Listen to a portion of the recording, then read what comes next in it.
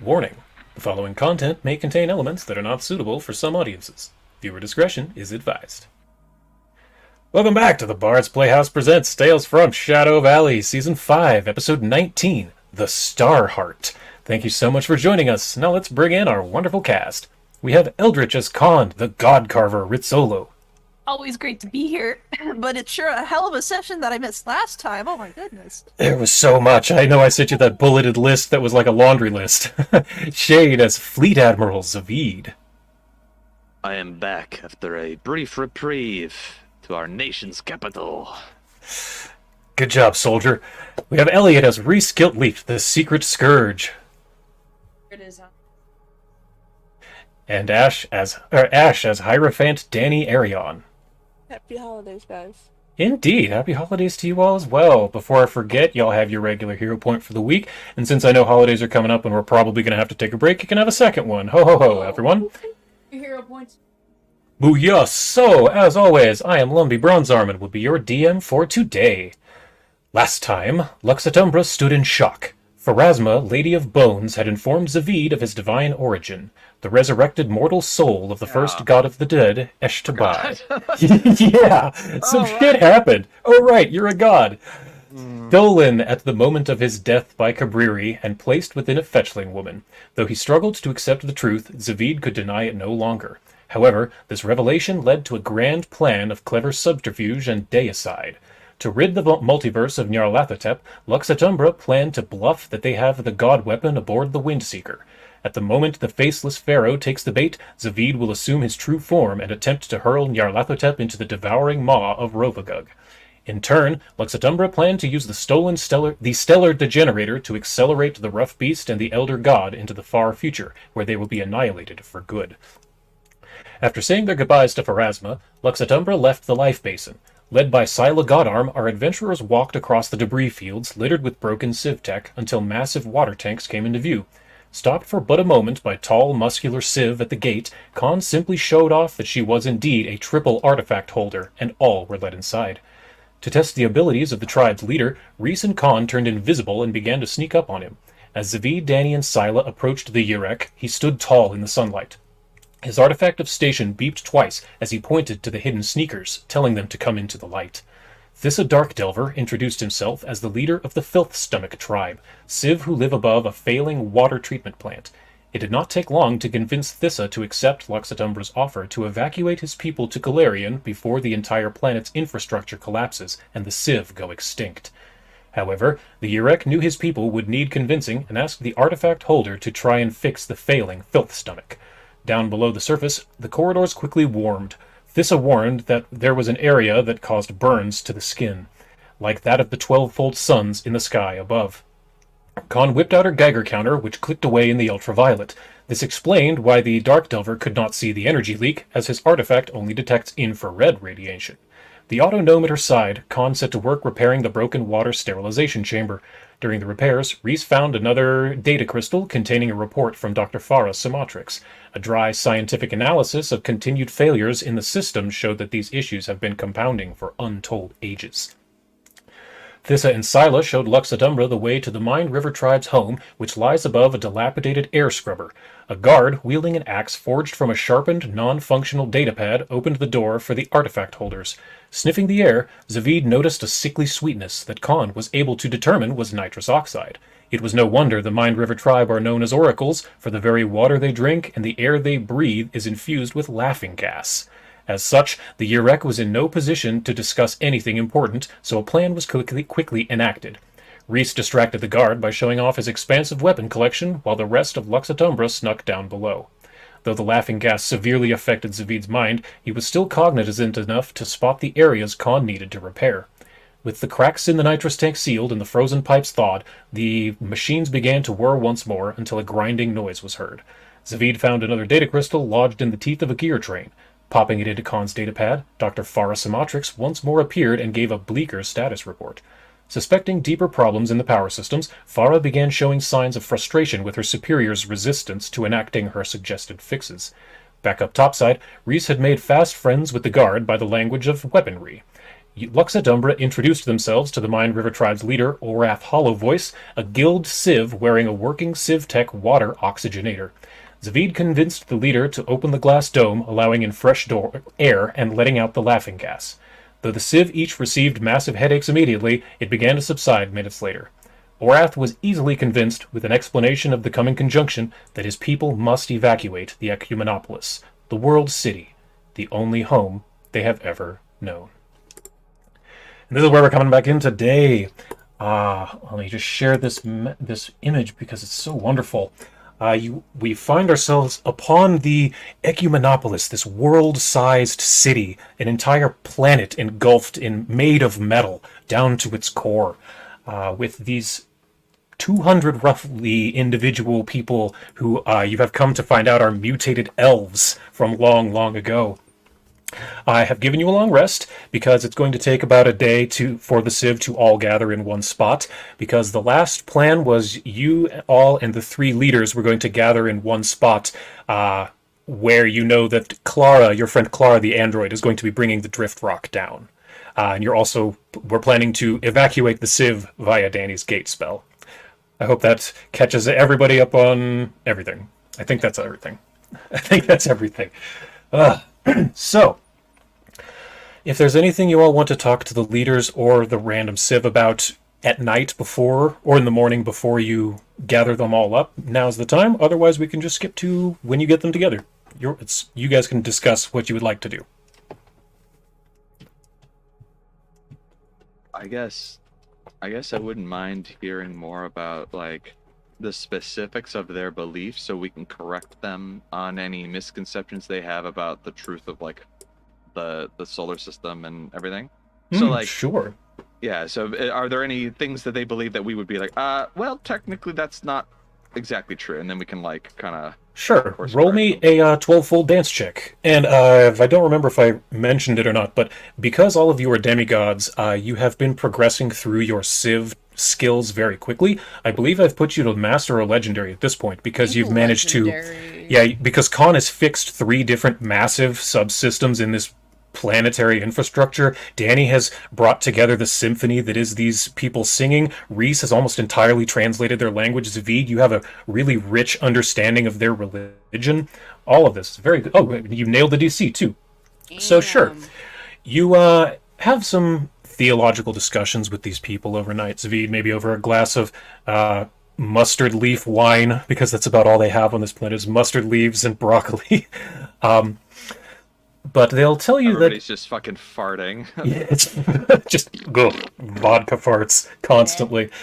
So, yeah, they explain the basics of their cosmology, how they believe that the world was created by the creators, the architects, who you have come to find out are just their ancestors. They believe that each of the 12 stars in the sky are sisters to one another, and that the planets that orbit them are their dancing partners, because they're in orbit, so it looks like they're kind of in a ballet as the stars spin in the sky. Right. So that's why it's called the 12-fold dance, their religion, because it's the 12 sisters dancing in the sky. And they believe that when as the sisters dance faster and faster, the dance becomes more energetic, and the dance is what will bring them to their afterlife, which is why they have to sing to it. Which is why singing is so important to them, because they feel if they sing to the sisters, they will dance better and faster. But you realize that what that means is they're essentially worshipping the gamma radiation beams that are meant to open up the portal to the stellar degenerator. I guess we would just clarify that, like, the purpose that they serve was really important to the survival of their universe. But they've had thousands and thousands of years of relative stability in this universe where it wasn't necessary. But how do you... It would make sense that their beliefs would be here, because oral tradition would change things over time. things would slowly like, Exactly. drift and evolve, and it's the reason why that they each have like a different thing, and why they were witnessed when you put everything together and guide it with the original composition. You hear what your ancestors initially had, and how they used it. However, there wasn't a spiritual significance to it the way that they, I would say, like, it's not magical in the sense of like a spell or divine, like invoking the name of a god. It's just remembrance. It's like a creed, a motto for what your ancestors. It's a very mortal thing, but it shouldn't be any less significant to you, even if it isn't like actually dancing for, goddesses in the sky. It's really, if anything, the souls of your ancestors are probably keeping a watch on you, and they're seeing this and seeing you guys do this. If for anything, it's for them. And I think that that's just as special. I would try to like comfort them and be like, you might have been mistaken, but you weren't wrong to Right. to like They this weren't thing. wrong. They just misinterpreted. I want Yeah. Khan to give me a Civ Tech check, if you would, please. Oh, you got it. DC 38. And actually, Danny, if you would throw me out a Civ song, I believe is what I called it. It's in your skills. Civ song lore. Nice. Very 45. good, Khan. Very good. All right. Yeah, Danny, you're still kind of focused. You're a little too focused on the music. Like you're focused on the composition. You're focused on your sheet music, not really paying attention to what they're talking about over the evening. But Khan, you're listening to Zavid have this conversation, and you're realizing that he's right. The singing doesn't have anything to do with souls or ancestors. It has everything to do with resonance. All of this technology is based on crystals. And every time Danny sings near one, they kind of flare with power. It's happened a gazillion times already. And you realize that singing the harmonics of the voice is built into their very technology. That's how it's powered. And you realize it's because all of these people are bards. Every one of them. Oh, They have bardic voice magic to activate these machines. That's why, Khan, you haven't been able to activate them with your voice. You can operate them and fix them, but you haven't been able to turn anything on. Danny's had to do it. These people are all bards, and it's intrinsic to their technology. It's as fundamental to their singing is as fundamental to their technology as circuits or semiconductors. Is the word I was looking for. fucking cool. That is cool. Yeah. I've just spent a lot of time thinking about these people and their culture and their religion. It definitely shows. Trust me. Yeah, I'm glad it shows. I spent not too much time, but I spent a lot of time on the Civ. These have been in my mind for a long time. Oh, Reese, I know what you can do. Roll me a Civ rack lore. Yeah. Sorry, I have my tool egg thing here. I'm gonna multi. You guys are All talking good. about his skills. Skills, Civ rack lore.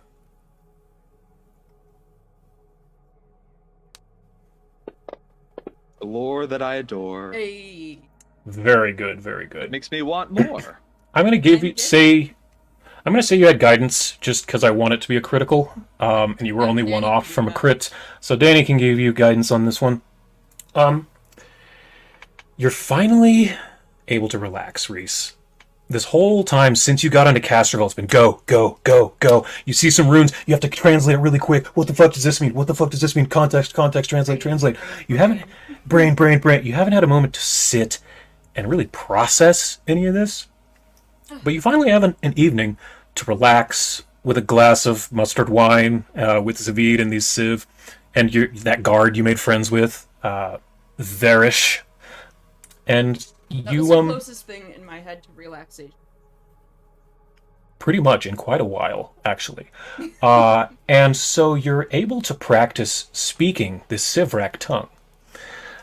And they give you, because there's no better practice than speaking it with a native speaker. Yeah. Yeah. And so you're remembering from a couple of sessions ago when you first met Scylla Godarm. I'll pull up her picture even. Where is Oh, she? I love her. She's great. The art was. She's the leader of the Life Basin tribe with the Civ Tech robotic, like industrial robot arm as her artifact of station. And she had mentioned when you were telling her what's going on, I think Zavid said the word Galarian, and she went, "Oh, we have this word in our tongue too. It means prison. Yes, yes, it means prison." And Hrovagog, she said, means hungering hole. So, like, you've already noticed that there are words that are Cognate. common, that are cognates. Thank you. Cognates between common and this Sivrak. And the more you're talking with these people, you recognize that some of these words are Goblin. Some of them are Elvish. There's some Dwarf, too. And you realize, Reese, that Sivrak is the original language. Oh, shit. Because it came from the previous universe. It was the first language to exist in this universe. It is the language from which all other derive. That's really like they're the original people of the and the original part of that and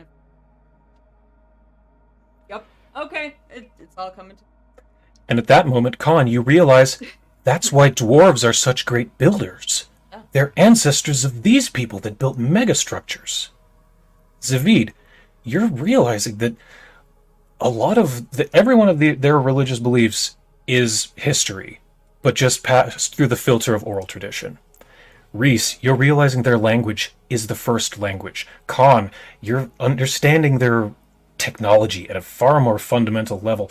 And Danny, you're seeing the interconnectedness between this music and these people's very lives. It's more fundamental to their very soul and being than even to you. And you're a 19th level bard. You know, music is very important to you, but to these people, it's without music they would probably die. Because like without having water for a human, you know, they need it to survive.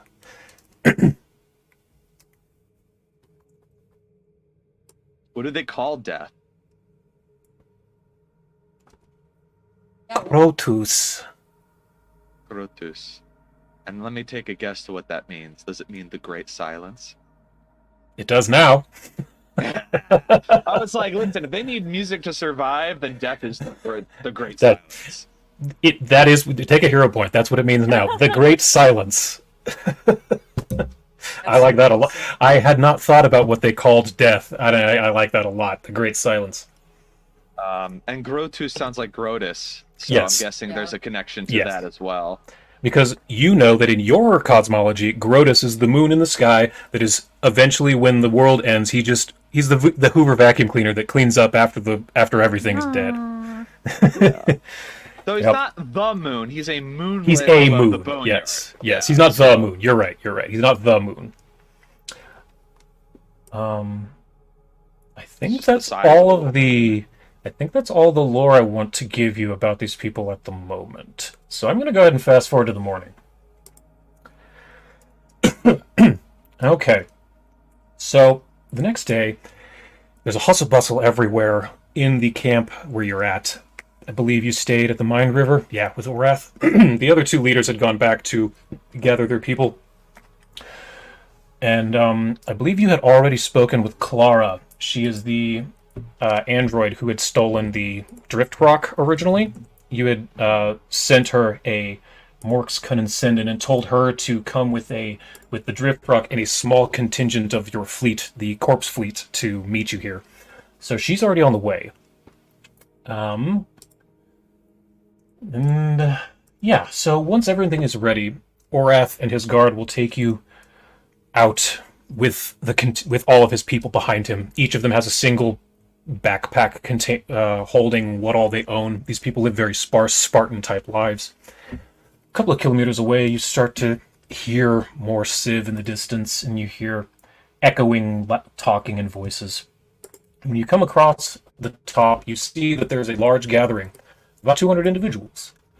Large, small, blue, gray, from every tribe, all three, the Mind River, the Filth Stomach, and the Life Basin, all have gathered here at the pit. And you can see why they call it the pit, because there is a large round hole in the center of it where... Actually, give me perception checks. Right. Why did they call it the pit? I don't get it. Yeah, I don't know. It's Fantasy Grounds got really. it was almost, yeah. Yeah, we can't tell why they call it the pit, right? I don't know, man. Weird. Super weird. There we go.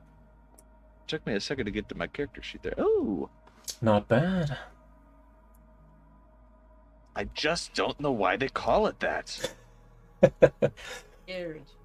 Sorry, Fantasy Grounds being a little slow on my end. There's something. Nope. It applies to Con as well. Critical failure for It's Con. groggy.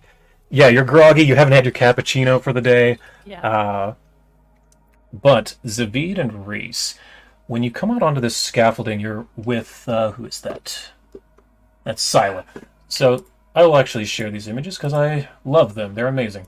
So we have the three leaders: Scylla, the leader of the Life Basin, this a Dark Delver, leader of the Filth Stomach tribe, with his infrared radiation scouter, essentially, and Orath Hollow Voice, who has the water oxygenator as his item of station.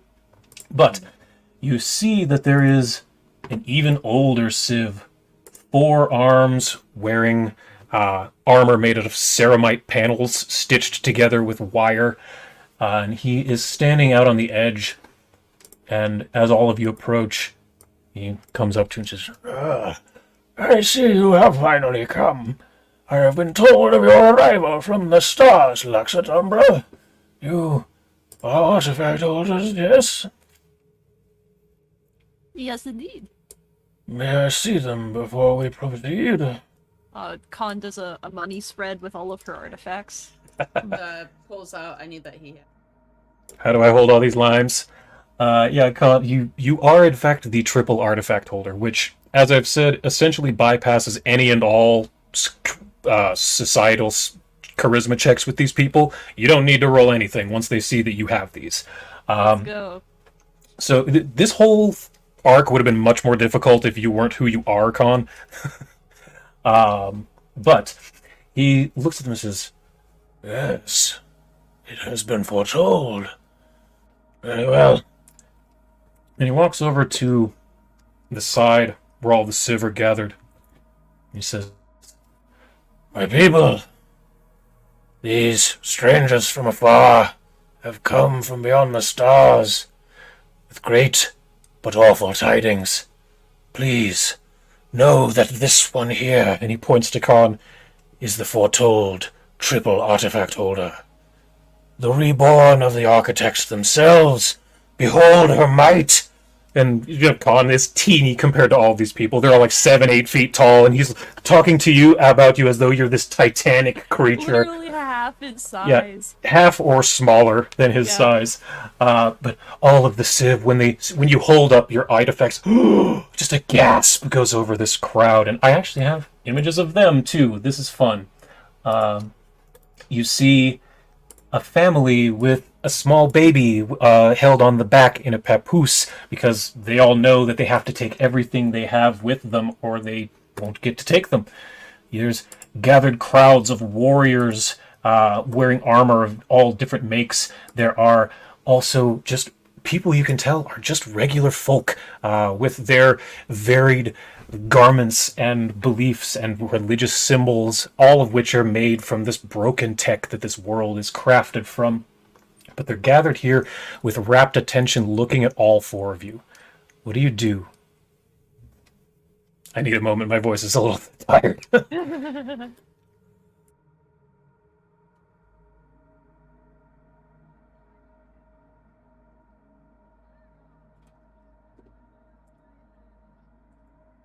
I guess as the triple artifact holder, Khan is going to announce that, we're going to, of course, we're going to treat it. Why am I saying this? I can say it in character. Oh yeah. Uh, of course, we are going to treat everyone with the utmost care. In treading forward. We want every single one of you to be safe. Yeah, yeah.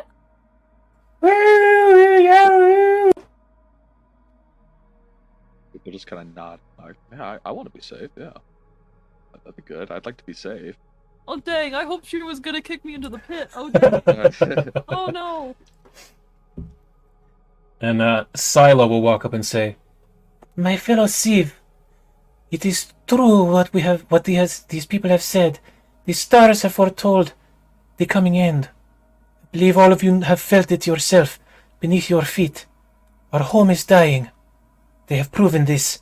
They have fixed the small things that will last just long enough to get us out of here, but we need to leave. They have offered us sanctuary on their home. Though it is called Golarion, it sounds like a better home to me." And you can kind of hear hushed whispers in the crowd. Galarian, prison. We have some prison. But, so what do you say about that when you can kind of hear him whispering, "Oh, prison. Why are they sending us to prison?"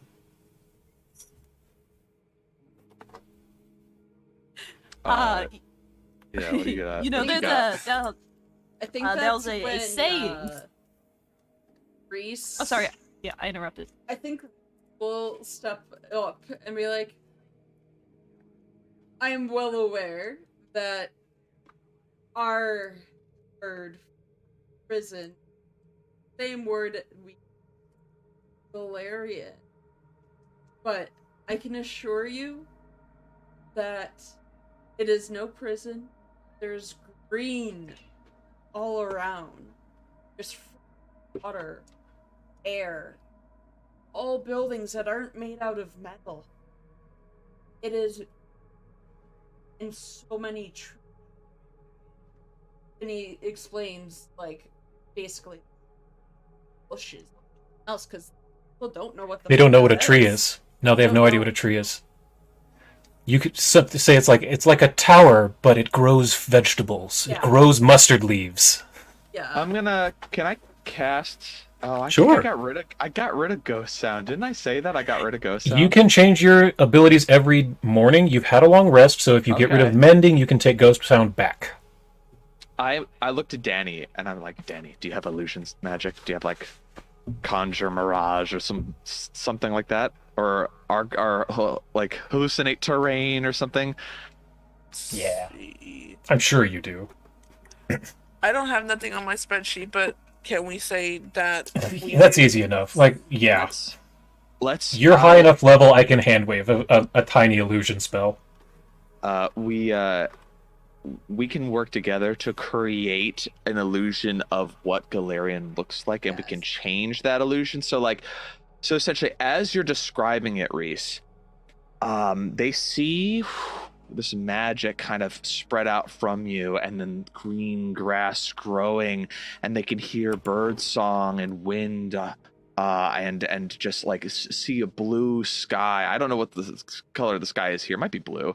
It is probably it's oxygen. blue, but it would be very, very thin, because It's so small. The planet well, is. it's number one, it's small, and number two, you haven't found the oxygenator yet. Yeah. You found the CO2 scrubber. But I'd like to just like message Zavid real quick in his head and be like, do we tell them now or later that it's also the cage that's holding Rovaguggin? We do well, not. we need to charm them first. We need to get them on board with green. So like, I conjure an image and I think about the Ent Shard. I think about Dirge and his sort of effect on Zavid and the party, and the fact that he's sort of like, Zavid kind of just thought, oh, nature's nothing but just predators eating prey, and if prey are lucky enough they can escape, and that's it. And like the beauty of it was always lost to him until he met Dirge. And so he tries to think of the most beautiful stuff, and he thinks about the different locations of all the different Ent Shards. So like he's as like your telepathy and your illusion magic, Zavid's trying to send you the most beautiful images he can conjure up so that you can create them with your magic and show everybody sort of these things. And you can obviously add your own, and Khan and everybody else can can add to this too. I explain I- like the way I basically when I'm oh my mother Like, Hmm. was very very like beautiful. so like as you were explaining that bit, and like you're kind of like transferring the thoughts, she'll just start creating this illusion, and it's everything that's beautiful that she loves about Galarian. Like everything that she's ever seen on the journeys, the forest, the animals, and taking again what Zavid said about Dirge and the reason she became a druid, and putting all of that in there. I like that. And then Zavid, you said you gave all the Ant Shard description, and Reese, you gave the description of your mother's garden, and Ash, you said just everything that caused you to be a druid. I'm curious. What does Khan? Beautiful thought does Khan give to weave into this? Because this is a group effort. I'm liking it. Yeah. What does Khan consider to be the most beautiful thing in Galarian? All of the incredible locales that we've been to over time, all of the different vibrant cities, all of the people Yeah. who are living such varied lives. I was just thinking of like some of our favorite places, like the castle town in Druma, Absalom, for like a big Absalom. bustling city. Like, hey, you'll never be lonely in Galarian. There's always people around, people of all types, and Absalom's a great place where like it's a melting pot of different people. Like you could blend in here. No one's gonna even turn a blind eye to you here. And then also, but if you want something a little more quiet, then think of Fogton and up in the Yeah. mountains. Literally, I Oh. was thinking of I Fogton was and just Fogton. thinking of them too. Yeah, It's like, and don't so say like Frosthold, it's Fogton. Fogton makes me so sad that it isn't real. What I And so- imagine what people think is when they come up, because it's not that. basically like we want to convey to them that this is it's not just wilderness, it's everything you can imagine but more than that. There's so much. We're giving you just a taste of what you could discover by being here. And if you are someone who would rather just sit still, and then I would end it with Etrin's Folly, our Yes. hometown, and just be like, there's plenty of quiet locales that have enough people that you never get lonely, and you can build community, but you're right next to nature, and you can always be right next to wherever you want to be. If it's a river, the trees, anything else, there's plenty of places that you could settle down, and this is our home. Kind of give that sort of as the closer of this illusionary tour that we're giving them. I think that is enough to convince them. You've shown them the entire gamut, from the purely natural world to the hustle bustle of true civilization. I'd And also these peop- say, Go ahead. Eden, Reese would talk about. I feel like I feel like that's important to mention. So let me just say that was also. Sure, for sure. Yeah, in the panorama of the different terrains and stuff. Absolutely. But they seem to be on board. There's kind of a feeling, an unspoken feeling, that every one of these people knew that their planet was dying. But no one really wanted to truly admit it until all of you came here and forced the issue, put it right in front of their faces. So the elders come to you. I can move them, I think. Yep, I can just jump them over there. I think after doing this too, we can't let Galarian be destroyed. I know you're considering like we could just move everybody else around, but now that I've done this tour, I'm like, we can't lose it. We need this place. It's too beautiful. Yeah. I love that. It's a good planet. It's a good planet. And you did just do a really good job selling it to these people. So I think the last thing left is for Danny to cast the first 10th level spell that Lux Et Umbra has ever cast. Ooh. You have Gate. Oh, fuck yeah. Shall cast it. What does this look like? Like I said, this is a big deal. This is the first 10th level spell any of you have ever cast. Is it a You group only effort or is it a? No, is it's it just you. It's just a me thing. Yeah, it's a 10th. It's just maximum level magic. You're that powerful that you can just Yes. do this. You can literally teleport a group of 200 people from planet to planet by yourself because you are that strong. Every day, once a day. Once a you can day, do this. you could Yeah. You could move 200 people from one planet to another once a day, And every day, any planet in the solar system. You just didn't have it. Just do it. pissed off at someone, move Astrobell. Yeah, move them to another planet. I've been taught, and this is just class stuff. We're not even talking about the demigod, Yeah. mumbo jumbo that you've got going on. This too. is just So, your like, bard shit. I think she kind of forgets that, like, Powerful. We're humble. We are very. I feel like Mhm. we try to throw away around, but we always revert back to being regular people because Yeah. we keep each other in check. I feel like I think we're that's not important. surrounded by sycophants and be like, Yeah. yes, master. People doing that. We're just kind If of you had the kobolds around more often, I think you'd be less humble. Yeah. maybe. Yeah. I think it's when she's like trying to figure out how to conjure it up, it's a moment of I don't think I could do this. I don't think I'm powerful enough to move all of these people to a whole other planet. Danny, Uh, not Danny. That her and sees that she's apprehended. And he turns to her. He used to pretend. You can actually. All you have to do is like what we used. Easy. I can't do it. I'll also lean in and be like, imagine that all of these people are stuck at the top of that tower that you had to live in for 100 years. Imagine how good it would be to escape this place and go somewhere nice. Call on that feeling. The magic will come to you. So she thinks about that. She thinks about being stuck in the tower and not having any friends apart from the occasional visit that Reese would give her. And Yeah. she starts drawing a circle. Just like a normal like little piece of chalk. She just starts like how she would do any of her teleportation circles.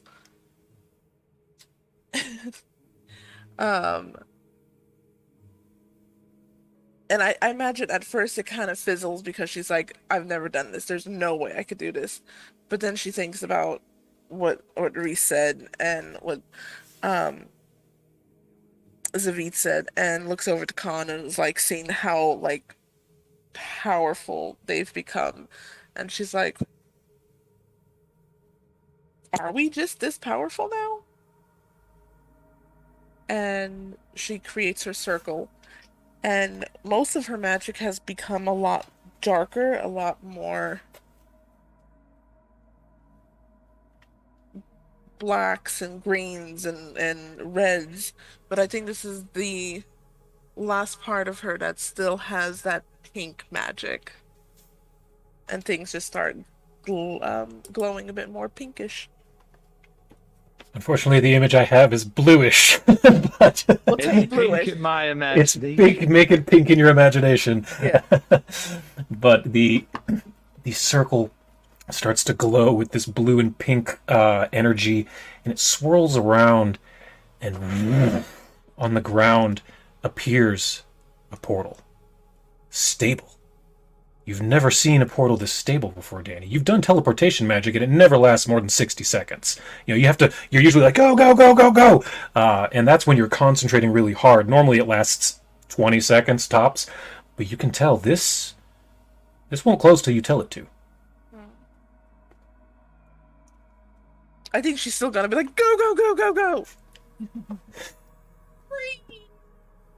Now, I just have one question. Do you want the 3 tribe leaders to escape now or go with you into the core? Okay. And they can also answer any questions you might have. And worst case scenario, Danny can use a regular teleportation to get all of you and them out later. I would like. So- Can we have not just the tribe leaders, but their most trusted confidant as a witness to go with them. Yes. Because I have a feeling that some of them are kind of old and might not last very long, but having seen this, the truth being seen by whoever's like maybe next in line to like lead them would be good too. And they can kind of help them describe what they saw to like their people and things like that. I know of one. I just think it'd be Here we generally go. a good idea. I forgot to show this image earlier, so it's a good excuse to show more art. Remember the elder who talked to Khan earlier? His granddaughter, the hydromancer, will go with. Nice. She is the even though he isn't a tribe leader, he is the elder, so he doesn't have political power, but he's like the tribe's like spiritual leader in a sense. You know, he's like the religious leader, but not their political leader, essentially. So she's sort of the next in line for the spiritual figurehead of the Civ. And before I forget, I want Khan to roll a Civ Tech check now that everyone's gone. And as I should have described, all of them, as Danny says, go, go, go, all of the Civ flood into this portal. They dive into it like they're in a swimming pool. Very good roll there, Khan. Critical, 50, 10 above the DC. Great. Now that these people are kind of gone, you're looking around and you see the big orange cylinder you're standing right in front of. Yep. You're kind of looking at it and you realize this is an air vent outlet. Something's supposed to come out of here. But you don't see or you don't hear any noise. Like it seems inert, but you can see that it's some type of gas outlet. Seems important because this is the balcony they speak from. Yeah, so either it's blocked off by a mechanism or something else is blocking it. Or, there's just nothing producing the gas that's supposed to go out through this vent. One of the two. It's either a blockage or it's not being produced, yeah. Yeah. So this might be the oxygenator that we've been looking for. Yep. Easily could be. It's definitely some type of gas outlet. Then, yes. Okay, Zavid, you receive a not a Mork's condescending. I guess it would be Khan would be getting it on her Rocky Talkie. You get a call from Clara 247, who I will share her art one more time, because she's very cool, and she's Starfinder canon. Mm-hmm. So Zavid, a day or two ago, you had told her to bring the Drift Rock along with a small contingent of your fleet, the corpse fleet, to silently go through space to find you. And she has done so. She calls you up, Khan, and she says, yes, Khan, this is Clara 247. We're on approach to this is the strangest planet I've ever seen. Oh wait, no, she's been here. Yeah, I'm en route to the Ecumenopolis now. This route is looking very familiar to me. I should be there very shortly. Make sure your transponder's on so I can find your location. Roger that. Clara out. Doot. How long does the gate spell last? Like I said, it's essentially whenever Danny decides to close it. I would like, before we go down, I want to walk through the gate and see where it ends. Like, I want to just make sure that people have somebody, like a liaison, to like take care of chaperoning them until we're ready to like. Ash, where did you put it? Ask Ash. Yeah. Druma. Castle Druma? Yep. So on the other, on the other side is Lord Maris, ready and willing to make their acquaintance. Okay, so Maris was briefed on this and knows what's going on. We could have done that over the long rest. I imagine that there was probably a quick call of, "Hey, Maris, just to let you know, this has just happened." Political refugees. Druma's gonna look really good if we take them in, and there's not that many, so let's help them out. Absolutely. Mm-hmm. There's essentially zero downsides to taking these people in. Yeah. It's few enough that the cost to feed them and house them it will be absorbed into the Druman economy like nothing. And they don't have any pre-existing relationship with any of Druma's people, so there's nobody who's like racist against them because they don't know what they are. Yeah, yet. Hopefully that stays that way. And we'll let them describe what they need and stuff like that, and we'll try to be there soon, but we got some stuff to take care of. Okay. Just dotting our I's, crossing our T's, and I gotta put my baby to bed. All right, let's jump to intermission then. This is a pretty good time for that. I hope everyone will join us in about 10-15 minutes. Grab a drink, grab a snack. We'll be right back.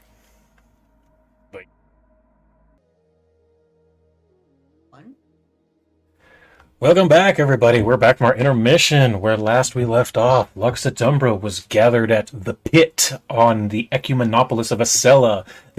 Danny had just opened up a gate spell to Galarian, to Castle Druma in particular, to let all of the Civ escape the dying world city.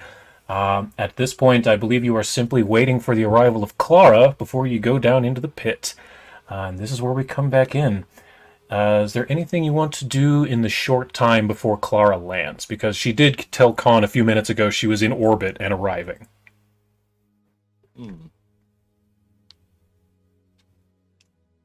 I think maybe...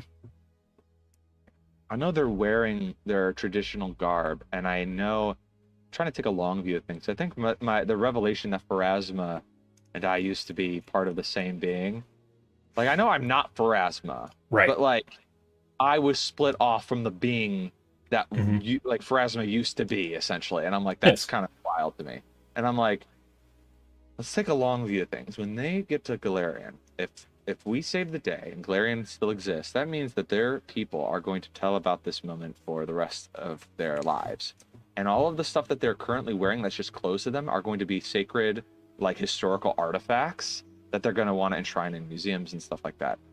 I would like to encourage us to, like, maybe take some keepsakes, or, like, maybe, do we have, like, a photo ability, like, to create images? Yeah, that's...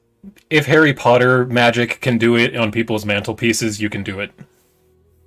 For the sake of the future and posterity, I think it'd be a good idea to, like, have just some artifacts from this place, because it'll still be there, presumably, but it'll be irradiated with gamma radiation, and unless you so no one's going to be able to come back here unless they have super high-tech, like, or high-functioning magic to, like, protect them, and I'm like, just to get a few, and if we irradiate the whole planet becomes radioactive afterwards, so you can't really even use it and stuff. So, like... Number one, your ship landed in the debris fields, so you could easily just grab a bunch of shit from where your ship is. I want to encourage, not us, because we wouldn't know what's important to them. I want to encourage them, like, for your future generations to understand your past, just like your ancestors did for you. Your descendants are going to need to do for this, because they're not going to be like you guys are.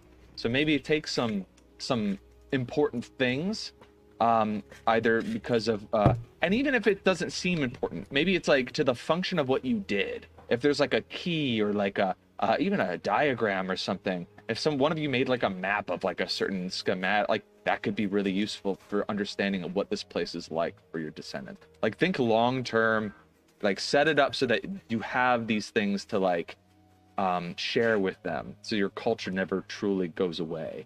Because we can't really come back here after this place gets bathed in radiation. Yeah, that's a great idea. And Reese especially would be good at helping them suss out what to bring, what's important, because of his society and Civrac lore abilities. And as I said, each of them had like a small bundle. They pretty much took everything they owned with them, everything of importance anyway, leaving pretty much just the four of you and the three leaders and the elder's granddaughter. But as you're gathered around, you get a call on your walkie-talkie. Hey, this is Clara. We're coming down. The atmosphere's really thin, so we're coming in kind of hot. Can you make sure to guide us in? You got it. Do you need landmarks? What do you need? Flares would be great. All right. Khan, really quick, is gonna make a flare. Give me a crafting check. DC of 40. I'm sure you can nail... I'll even go... 40's fine. You have a high enough crafting. Yeah, okay. 4 or higher. Yeah, 4 or higher. Okay. 5. Yes. So, God, what does this look like when you have like 60 seconds to make a flare? What do you do? Yeah. Khan pulls out her big old, like, alchemical components bag. She already has, like... she just starts, like, pouring powders and a couple like liquids into a beaker, and she like puts the cork on it and shakes it up, and she basically has like, okay, she has the flare, but she needs like a propulsion device because the way she's designed it, it's going to explode. She didn't have time to make something that will just like, you know, she didn't have time to make a regular flare, or maybe, you know, her mind is so geared towards blowing things up that these were the synapses that fired first. So she also makes like a slingshot to like send it up in the air. I guess she could ask for someone named Reese. Telekinetic projectile. I Yeah. will. There you And go. I will light Great. it on fire even more so with the arrow. Like, I can, like, fire off the arrow and then projectile right toward fire. I've placed on the map a large blast flare that is, it looks like it's really close to you, but it's really high up. It's a bird's eye view map, so it's actually closer to the viewer than it is to all of you. But as you manage to get that, and just as you see the pop in the sky, you can see a streak coming in, a streak of red coming straight across the sky directly at you. And you don't hear it. It's completely silent. Until this... I have to make it visible? It is, okay. Until a sphere of fire streaks above your head and slows at the last moment, until finally the engines turn off and it comes to a complete stop right above the opening of the pit.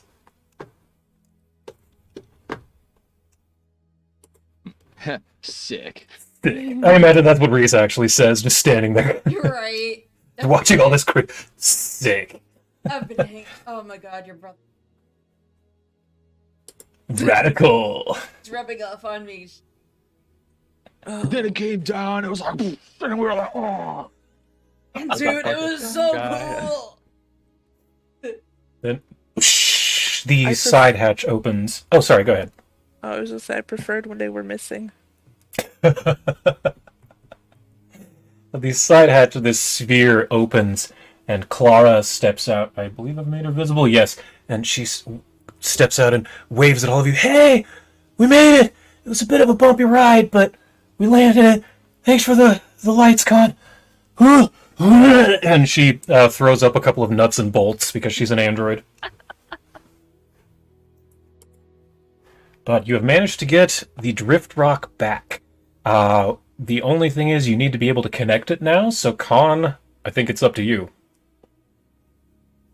I'm going to need a Civ Tech lore to try and fix this thing. I'm going to say DC of 40 to reattach the rock. I should have mentioned the rock portion has been chipped away while it was in orbit over Eox. That's why it doesn't look like a rock anymore. It was coated in rock to hide it out in the diaspora. But this is what it originally looks like. Is this? Do I have? I can just show the art of it. Yeah, let's see. Drift rock.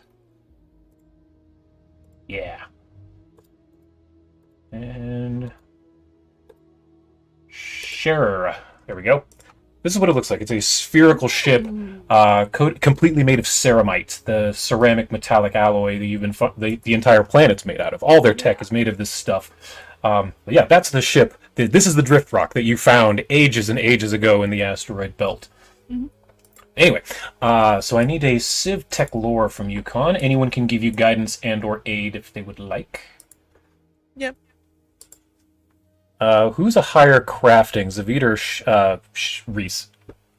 Probably maybe me. speed. I'm a master at 28. 28. Okay, so Your intelligence is a lot higher than me. That's why you're almost where I'm at. Gotcha. So yeah, you just need to roll a 30 to aid. So not a nat 1. All right. Nat 3. Here we go. Hell yeah, 30. So that is, and you're a master, so that's +3. So Con, you can have a +4 with guidance. Fantastic. Looking for a DC of 40, because you're getting pretty good at this by now. All right, in Civ Tech or crafting? Civ Tech. Okay. Oh, natural 16. What's the math on that? Come on, Fantasy. 52. Critical. Goodness. You go ahead and describe how you and Zavid fix this. With Zavid's help. You fix it. So, we're fixing the drift rock. Basically, it's sort of acts as a command center, and you're just reconnecting it to the world. It's like Shane said last time, it's a male and female port socket. You just plugged it in. Now you have to reconnect the wires and shit. Yeah. Khan gets her little jeweler's lens to be able to make some of the finer connections, or able to see them clearly. Probably, you know, like the red wire or the yellow wire or the green wire. It's been so long that maybe some of the colors have faded a bit, so she really needs to get in there. Maybe she even has like a little bit of like a cleaning solution to try to figure out what's what, so we don't, you know, blow up the planet before we need to. I mean, who said we're blowing up the planet? I didn't. Yeah, who said that? Nobody said that. Just when we intend to do it. Yeah, you don't want to do it on accident. So you take some time reconnecting these things, and I want the people who are not Khan to give me perception checks while Khan is working. Okay. There is the world is separated into two types of people: Khan and not Khan. Yeah. That is a technically true statement. And they're technically correct is the best kind of correct. Wow, all three of you rolled really high. Jeez. So I'm going to just say that means it's very obvious, and all three of you notice at the same time very quickly that as Khan is making these connections, lights seem to start coming on around you and at various places. You hear whoosh as machines kick on, fans slowly start to spin up. You can see that whatever Khan is doing is restoring connections from here to there, from there to here, thither and thither, hither and there. It's restoring. It's not fixing the planet, but it's giving it just another breath of air that it needs. You know, life-giving breath to this planet. Metaphorical breath. But after maybe an hour or so, Khan, you manage to get all these connections finalized. And as you do, the large orange cylinder all of you are standing near, as you can hear that a fan starts to spin up. Nothing is really coming out of the exhaust port yet, because as you discovered earlier, this is some type of gas outlet. Nothing's coming out, but there is a fan that is now trying to pump something out.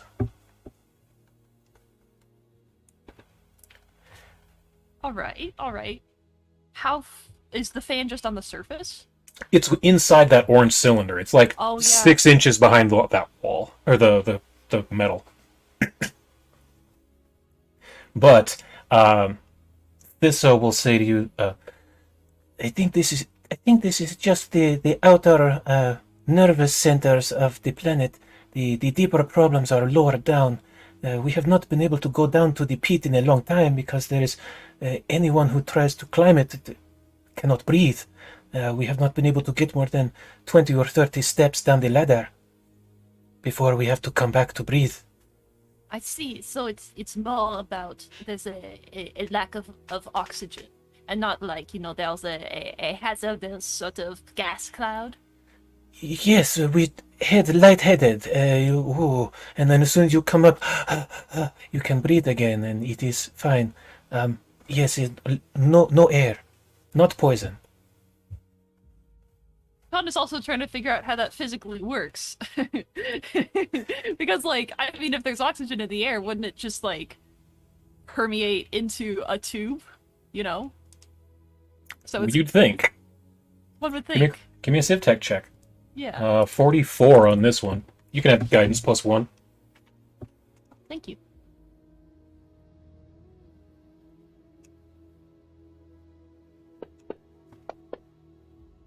Oh, that was almost a nat 20. Still high enough. 47. Yeah. Nat 14 for 47. You're realizing that area with the pit, there's an electromagnetic field, force field covering it. So it was vacuum beneath there until the drift rock closed it. now that the drift rock has closed the hole, it can fill with air once air pumps into it. It's still basically vacuum in there, though. Okay. It wasn't like an electromagnetic force field that would stop the air from falling in, because you are correct. If there's oxygen everywhere else and a vacuum below, air would fall into it. You're 100% right. But that's why you're right. There was an electromagnetic force field stopping that. I see. But that has been broken with the drift rock. There we go. So, and she gestures to the drift rock. Well, now it should be safe to traverse. You know, if everything goes according to plan. And she pats herself on her back because she knows that she wired everything correctly.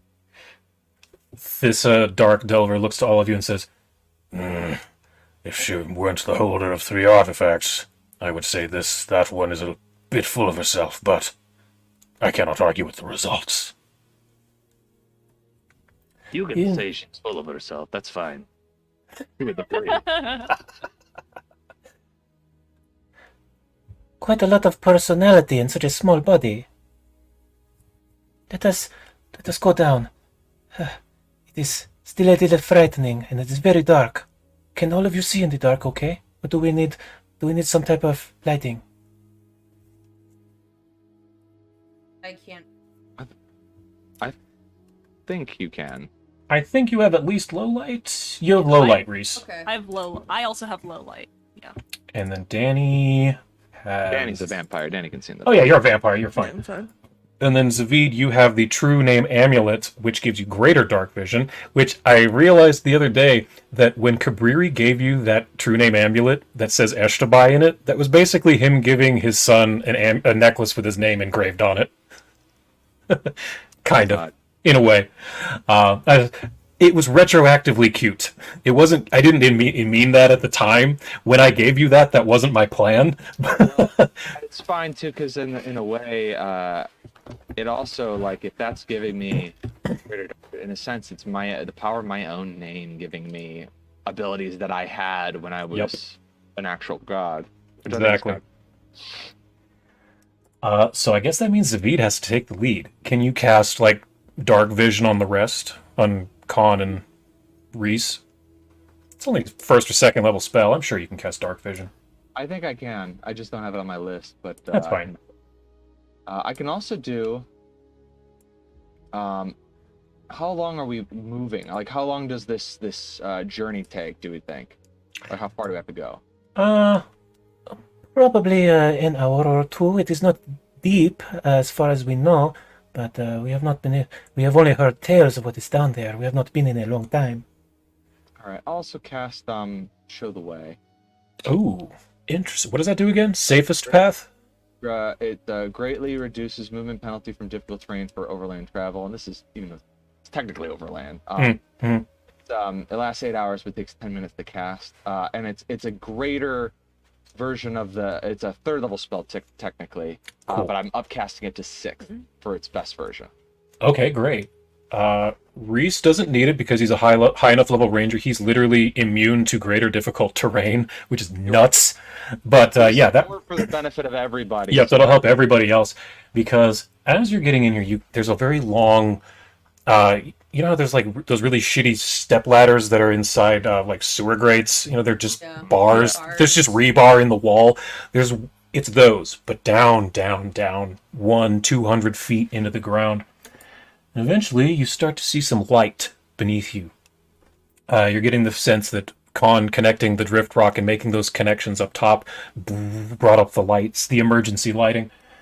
And you reach the bottom, and this is what you see. You see a sort of hallway. It's not really rock so much as it is excess metal that's just been slagged, that's up, holding the walls up. And you see that there's sort of a path that goes forward and curves to the left underneath an overpass. But that's all you can see from there. Okay. As we're moving through, I'd like to actively look for traps, defenses, maybe creatures that are somehow... I mean, this is supposed to be a dead world, but I mean, who knows, right? Maybe there's a robot guardian. I don't know. There could be anything. I want to make a perception check to Great. My eyes peeled there. Sure. Anyone who wants to can roll perception.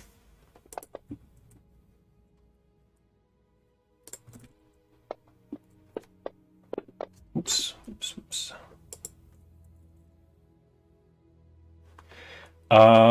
Con does. Or let's see. Do you see anything? Got a 3. Yeah. That's critical success, but I I don't know if that means I anything. accidentally, as you were rolling, I accidentally changed the DC to like 4 or something for just a couple of seconds, and your roll hit right when I had the DC set wrong. So you snuck right in there when the DC was 4. I don't think that's ever happened before. That's funny. That's so Let's see. What does Con see? Okay, you don't see anything in this hallway. I'm going to hold off on your perception checks till you get to the next area. I realized I didn't put anything in these hallways. So these are just lonely, weird, empty hallways. They're almost too quiet. It's eerie silence. The only thing you hear is just the low hum of the planet. You can tell that, there's machinery far off that's just vibrating generically. You couldn't pick out any particular noise if you tried, but it's a disconcerting silence. Yeah. I think the disconcertingness isn't that it's just that it's silent, but it's a silence where it's because it's empty, that there just isn't anything around. I mean, we're basically in space. You expect it, but on a planet like this, it's uncanny because you don't expect that. Especially seeing all this constructed stuff around you. There should be people. You're seeing the signs of civilization without seeing the signs of humanity. And because it's so labyrinth-like, it feels very backrooms, like, you're not supposed to be here type of vibe. Liminal. Liminal. Big liminal space. Is there a door here, I'm guessing? Yes, it's an underpass, but because of the way Fantasy Grounds works, I'm going to have to move you around and under it like this, unfortunately. So I'm just going to do that real quick. Because I'll have to remove the fog of war in order to go under it. So pretend you're walking under that underpass there, and there you go. What you see over here is it just ends in a wall, but there's also another one of those rung ladders up to the square that is just south of you. Okay. There's a stair up to that platform. I will go up the stairs. There is a door here with a keypad on the side that seems to be written in the Civ tongue. I will wait for my more qualified party member to go and take a look at that keypad.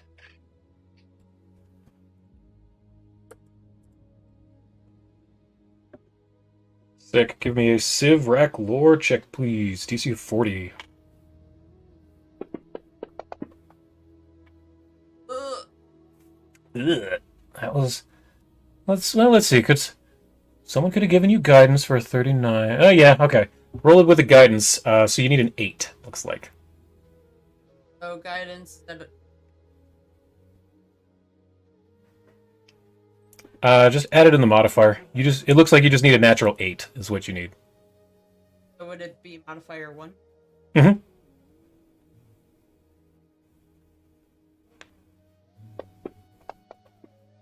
There you go. Yeah, 12, 44. So you are able to, using your knowledge of the passcodes that you've already been doing in the translations and such, you're able to open up this area. Let me see how much... Okay, all of it. Cool. I'll just get rid of it. Boom. You open up this room, and it seems to be very dirty, covered with stains all over the floor. There's pipes running from here and there. You come to expect that. Metal walls, doodads and lights, things with measurements and dials. There is a long staircase leading up to an upper level with, on the upper level is a large cylindrical device, a big machine of some kind. Without rolling stuff and getting closer, you can't tell what it is. Especially not you. Alright, this will be on my pay grade. And there's also a door that I forgot to point out. It is right there. Underneath the cylinder thing.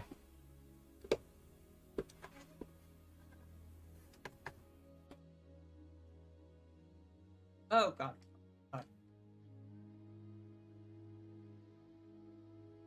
Um.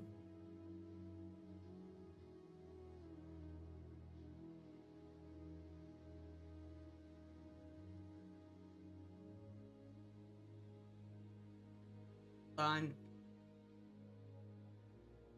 No, Lumpy's no. muted. I'm muted like an idiot. I'm sorry. I've been muted this entire time. Sorry about that.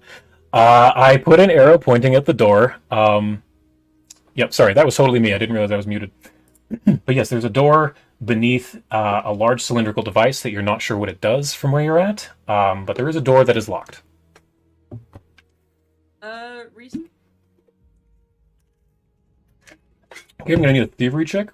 DC of 46.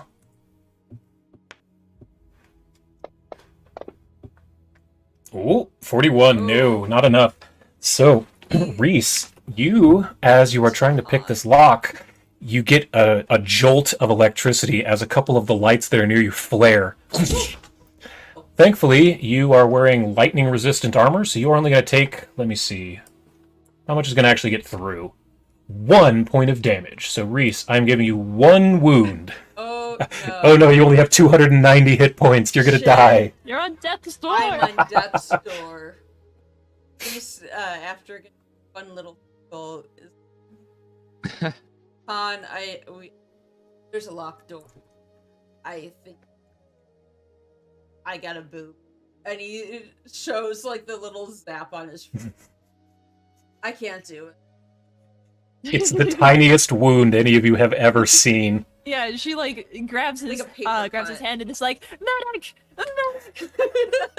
I pull out my fucking scalpel and I've already got a mask and gloves on. Like, let's go. Risky surgery time. Risky surgery. Oh god. But he Alright. shows her where the As you walk in here, Khan, give me a Civrec lore or Civtech check. Got DC it. 43. 45, excellent. Khan, you kind of stop in your tracks at this big machine in front of you, and you're looking, and you see that it has some fans, and that it has a water intake, and it's got power intake, and you're putting things together in your brain, and you're like, this is an electrolysis machine. This splits water into oxygen and hydrogen. This is what makes the oxygen. Ah. And you can tell it's not working. It's not doing anything. But this is why the atmosphere is so thin. quick who needs their hair removed.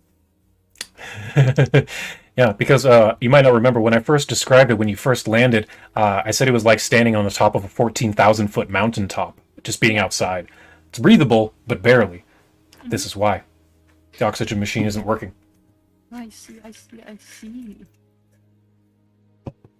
Well, I guess Khan is like, okay, don't get distracted. We're leaving this planet anyway. You don't have time to fix it. True. So she goes over to the locked door. Alrighty. Give me a thievery check, DC of 46. You can have guidance, and Reese, you can aid if you'd like. So Reese, roll another. You just need a 30 to aid. I ever had a Alright, so Khan, he's a trained, so you can have 2 total. You need a 46 thievery. that shouldn't be. Ooh, unless she rolls a Oh! 4.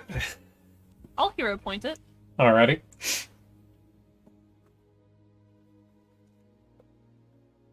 Khan is about to get zapped. And then maybe Oh, twist that's right. fate. Oh yeah, maybe a twist of fate. I think you need a 12. Oof. Gonna get zapped? Gonna get zapped. Tell me what happened. Alright. So Khan, you get zapped significantly more than Reese does. You, because Reese is wearing you get 18 damage, so again, it's not like deadly, but Yeah, I do have some damage reduction from my Taiga Lenorn earrings. that's right, you do. I forgot about that. Let me double check how much. I would have forgotten too if I didn't make the concept art for her redesign that I still haven't finished. And I Oh, gave hell him yeah. the earrings. That's very cool. Me, Let's see. me 6 months ago says I'm gonna redesign all the characters, and me doesn't do that. 15. Okay, wow. So you only take 3 damage. All right, I'll fix that. Yep, there you go. So you take another. It's 3 times as bad as what Reese just took, Con. I smell burnt fur. Oh, if that got you? Oh no. Con rolls over and plays dead. Yeah, there's no way Reese can actually hit that. I thought maybe, like, I only have a plus 20. Mm-hmm. You could have with a nat 20. Yeah. I walk over. I'm like, Something smells delicious. What was that? and I see that you're just smoking on the ground. Like, I'm just kidding. That was a joke. And I turn around, look at it, Danny, like, that wasn't a joke. I used to eat, like, roast a rat in the Underdark, so this is a little strange. I'm going to walk over here. Rats are not food. They are friends. Well, I don't know. A barbecued rat when you've got nothing else to eat? You have not tried it. You need to hold your judgment until you Okay. try some. Can I We're not in the just- Underdark anymore. Can I just spid my way through? Probably, but before you do that, Zavid, since you just explicitly said you're walking over here, give me another perception check. All right. Another perception. Mm-hmm. Suffering. Succotash. I got a 40. Ooh, 40 was the DC. So you're over here looking around, kind of, absent-mindedly opening drawers, that kind of thing, and you spot a golden data crystal. Dusty. Clearly hasn't been touched in an age. Yeah. Before I go and touch it, make sure it's like not gonna fall apart, turn to dust when I. No, seems fine. It's made of crystal. It's not cracked or anything. True. And it's not cracked. That's good. Okay. Yeah, not cracked. It seems fully viable. Oh wait, no, this one is cracked. That's right. It is not broken, but it does have a little. It is a little damaged. Okay. Ooh, cool. Okay. All right. I can work with that. When you first turn it on, let's just say hand wave you giving it to Khan and all that. When you first turn it on, you can see that the screen blinks to life. Though more staticky than the last few, you can still recognize the face of Dr. Farah Samatrix. She's not wearing her usual lab coat, and her sleeves are rolled up to the shoulder. But seeing that it's all staticky, and you can hear her...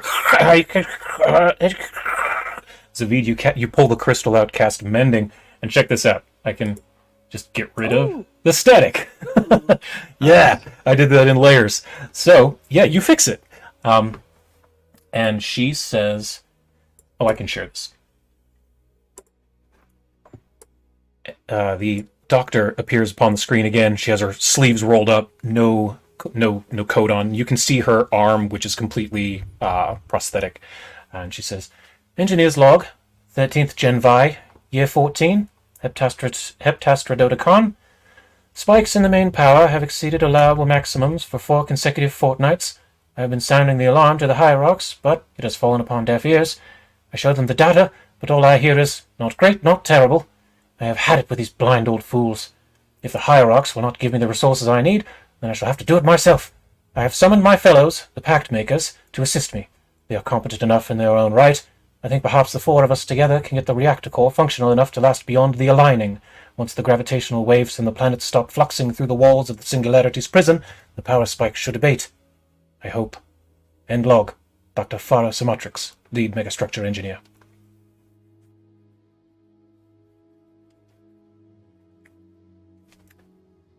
I want Zavid to roll me a religion check.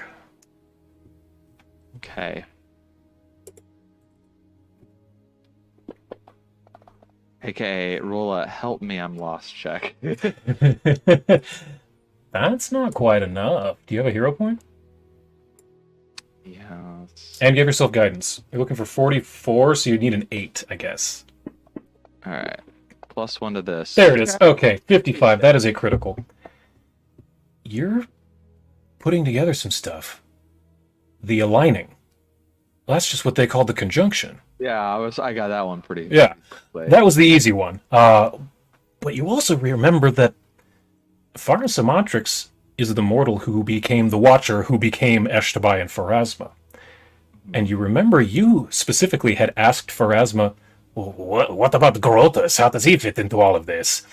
And she told you that he was a fool who sacrificed himself for her, falling into the horizon, the event horizon of Rovagug, because he was her adventuring partner. You recognize that they were called the Pact Makers. That was their Lux Et Umbra, the Pact Makers. And they said there was 4 of them. 4 of them. So, who were the first 4 beings to come into existence in your universe? Pharasma, Grotus. Do you know the other 2, Shay? Because with that roll you do, but I just want to know if you know it. My gut tells me Asmodeus, but I get the sense that that's what he wants people to believe. I think he was early. I think he was one of the first native divine beings to be made in this universe. And I think he wants to make sure if there is another universe that he's going to go to that new universe. But at the same time, I think his long-term plans is he wants to just rule the universe that he's already in. I have a feeling that it's not Asmodeus. I have a feeling that it's... Could it be Gork and Mork? Are you going to make it... No, that would have been great, though. But actually, you talked yourself out of it. Is Asmodeus is one of the 4 first. And the 4th is his brother, Ihis, who was slain by Asmodeus with the Ihisteer, with Khan's weapon. So, you suddenly... the other weapon. Second. Wait. If Isteer? Or no, what's his name? Ihis. Ihis. And Khan ate his flesh, right? No, she ate the flesh of Akavna, a different god. Is anything remaining of Ihis? Besides, I mean, was there blood on that spear tip still? Or it was long cleaned since then? Khan, you are aware that the lore of your weapon, and if you even look at let's look at the stats. Let's look at the stats and share this, because it's fun. It's a very, very cool weapon. Is it just called Ihisteer? There it is. So I'm going to share this so everyone can see, because the stats are redonkulous. So, Thank you again. You're welcome. It is a truly ridiculous weapon. What was it I was looking for? Where's Fortified Gunsling? Where is it?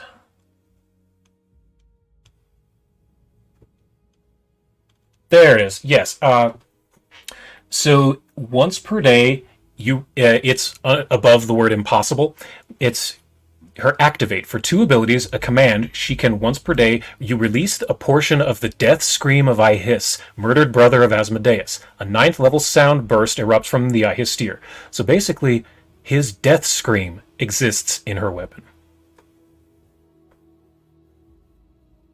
And Danny, you're muted if you were saying something to us. Okay. Just checking.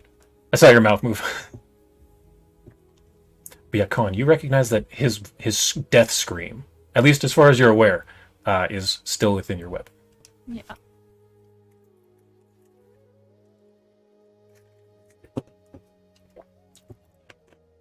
But Zavid, just what you're putting together is that in life, Pharasma was part of a group of adventurers like yourselves. They were called the Pact Makers. And you're quickly realizing that the 4 of them became the first 4 gods in your universe. Pharasma, Grotus, Asmodeus, and his brother Ihis. Not Pharasma, but the Watcher. Or, yes, the Watcher. You're right. The Watcher, Grotus. The Watcher, Grotus, Asmodeus, Ihis.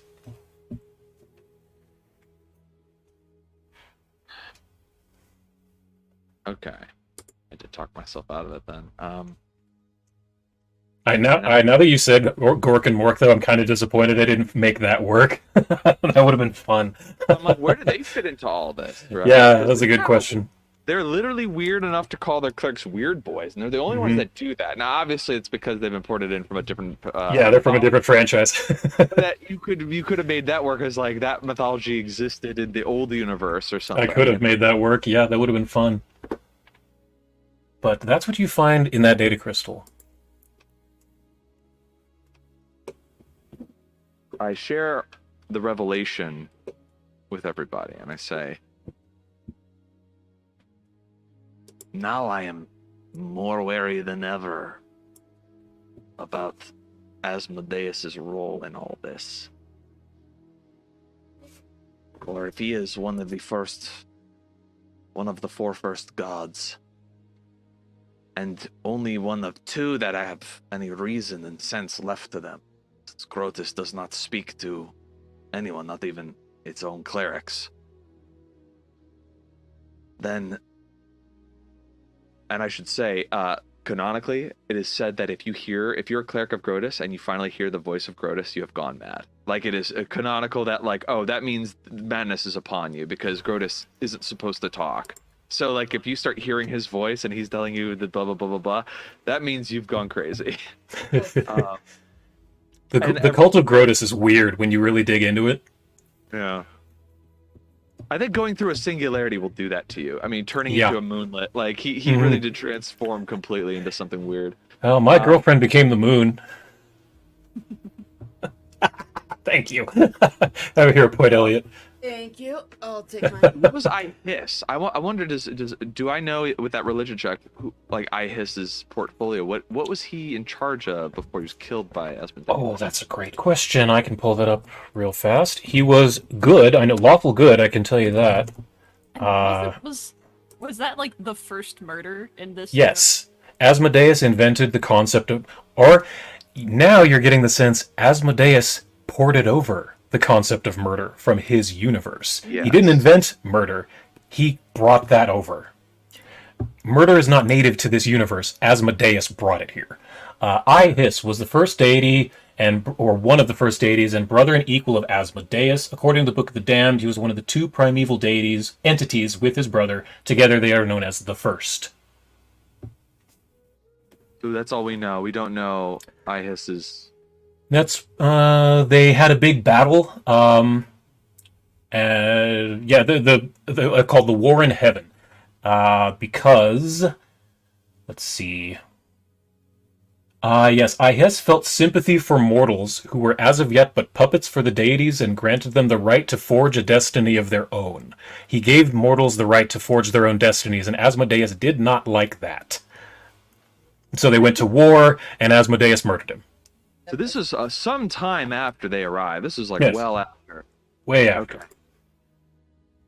So Ihis is sort of like our Prometheus. Yeah, it's a good way to put it.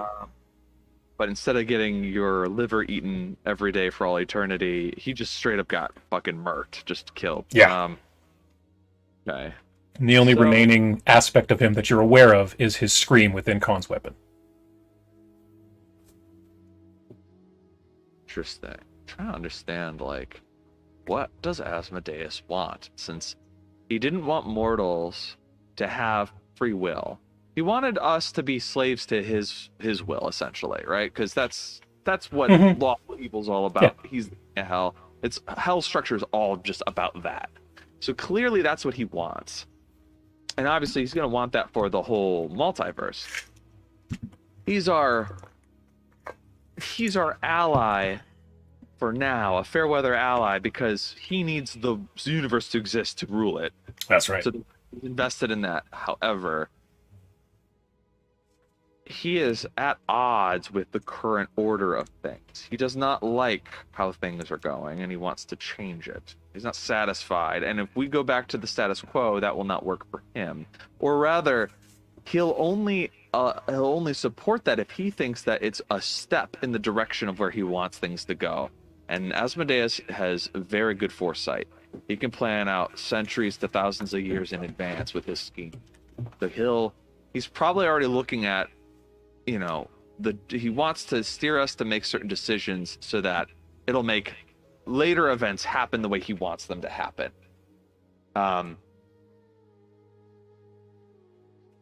Which sucks, because we don't have the same foresight that he does. And so it would be really hard not to play in his hands unless we did something very dumb that he couldn't anticipate. In which case, it would also hurt us, maybe.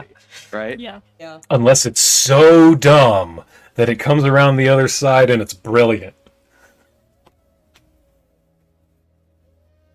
Yeah. I don't know. This is a difficult situation to be in, because Pharasma doesn't remember being the Watcher. She remembers being the Watcher. She doesn't remember being Farah Sumatra. She does not remember being mortal. Well then, okay. So she would know. She would remember her relationship with the other. She remembered Brutus. She remembers Asmodeus and probably Ihist. Yes. So I don't want to contact her again. I would rather give it another couple of rooms in here, then contact her again. Yeah. I would like to go to the Boneyard personally and talk with her. I don't want to be here, like, contacting her, even with especially if it's about the King of Hell. Getting reached. Okay. Oh yeah, you were gonna try and break down this door, weren't you? Sorry. Yeah. Confused about all this lore that we just got. Yeah. Take a guidance and go ahead and try to use an athletics check. So +1 athletics. Looking for 42. I got it. That's probably gonna do it. Yeah, 50. Yeah, He just you take a. shoulders what do you do? it in. He's pretty much just like, okay, you hurt my friend. Boom. Yeah, Colin got your Hurt me? little shock. You hurt my friend. Fuck you. Boom. The That's lock just what I was is. thinking. The lock's old and kind of misplaced, and you do manage to shoulder check this door open. And all of you, or well, just Reese, I suppose, you fall into the next room, which I can load for you now. So you can close that map. You fall through the door into the next room. There are, well, you don't recognize what they are, but Khan recognizes computer consoles everywhere. There are big server farms. There are a couple of screens over to the right with chairs. About 20 feet forward, there's a catwalk that goes over a vast, vast cavern with pipes and barrels and wire going every which direction, scaffolding. But at the far north end, there's a large geodesic sphere made of ceramite with a red door, circular door at its front.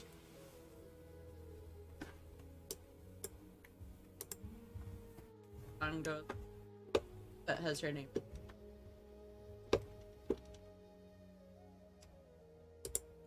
You're muted. I was muted, yeah. She says, this whole planet has my name written all over it, you know? Well, I can't wait for it to be all over. Imagine how much Lao Shu Po would freak out if you literally put your name on this planet and took credit for it.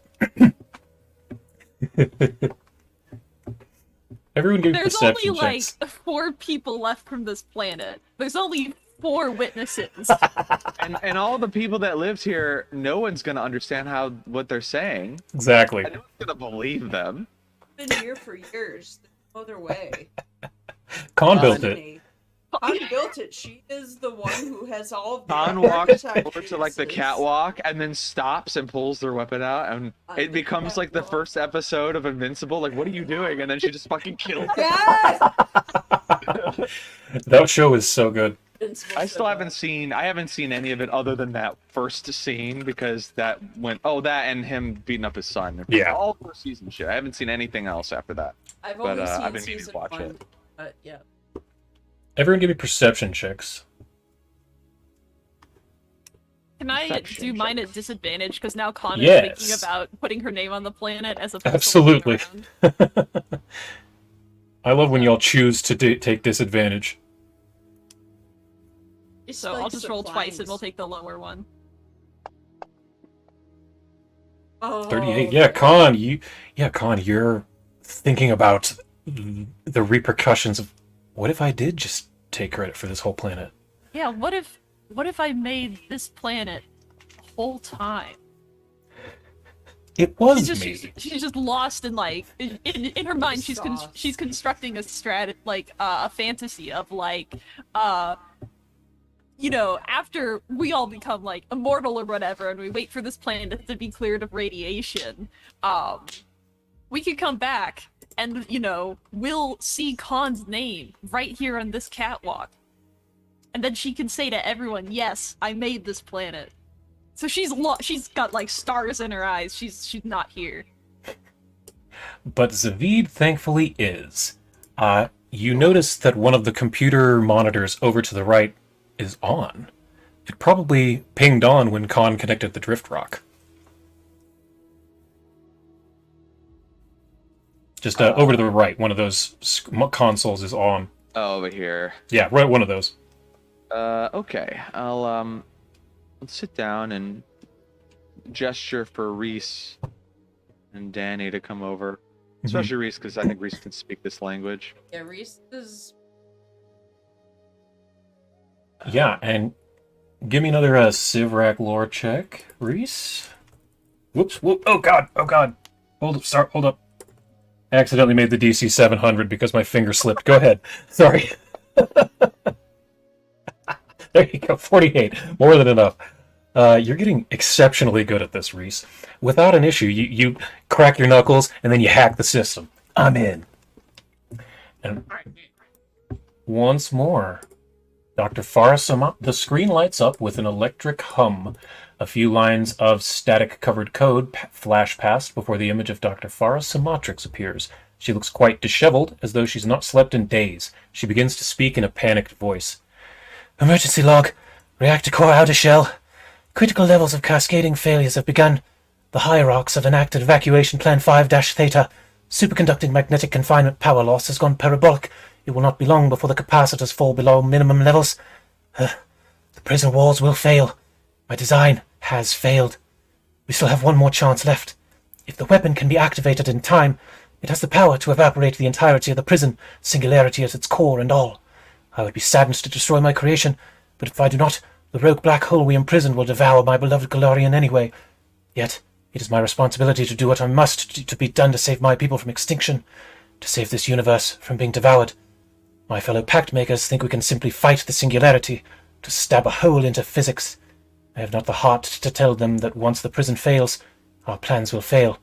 There is no killing this threat, but the strength of their spell and sword gives them hope, and I dare not take that from them. End log. Dr. Farah Samatrix, lead megastructure engineer. When she says their universe, she's talking about the first universe. Yes, the old one. The prior universe, yes. Actually, we don't even know if that's the first. Yeah, you don't. Oh, shit. A line of universes. We don't know. Like I said a couple sessions ago, you are at least the third group of adventurers to become basically demigods and try to get rid of Rovagug. At least the third. And at least the second universe to exist. Also, do it must be done to save my people from extinction, to save this universe from being devoured. Now, that universe is gone, as far as we're aware, or at the very least inaccessible to us. Yes. The idea is Galarian did work as a prison, was failing, but somehow they made it work again? They imprisoned, so he's still imprisoned in Galarian. But like, the first time it happened was maybe they, I guess missing information we don't have is what happened to that universe. Did Rovagug destroy it, or did they move the prison and themselves out of that universe to a new universe to save the old one? Meaning that universe might still be alive, and Rovagug is no longer a threat there. But now, now we're in a new universe, and it's a threat here. So you really just like threw the shit into someone else's yard, kind of. And now. But because it was a nascent universe, so they became gods and stuff, they had to basically use their new powers to like reinforce this prison. And then the second time that this thing came out was Sarenrae, Asmodeus, Desna, them fighting it and like re-imprisoning it. And so we're the third iteration? No, third was kicking it, it was 20,000 years ago. It was your ancestor, your grandmother. Danny's mother and grandmother, yeah. That was the third. So then we're the fourth. Is that correct? Probably. If we're to believe that Desna and Sarenrae were around to imprison Rovagug at least once, that happened after they got here. Seems logical. Okay. I want Khan to give me an Arcana check. This is going to be really high, so you're going to want to help with this. All right. like guidance. And does anyone else have Arcana? Who has the highest Arcana other than I Con? have Arcana. I can assist. Me? Because you only Here's need my a aid. you only need a 30 to aid. I have a Nope. 25. I can aid. Zavid's more divine and occult. There we Thank go. you. So I don't that's, know what so magic that's is. 1. So you can have a 2, Con. All right, you got it. And since we got 2 hero points today, Yeah. I've used 1. I have 1 in reserve. Nice. But I'm not gonna need it, because I'm gonna roll the biggest number you've seen in your goddamn life. Oh shit! Rolls a 400 somehow. 49 won over the DC. It was 48. Look at that. Hell yeah. It's because of Reese and Danny that you passed this. You're remembering back to a lecture you attended.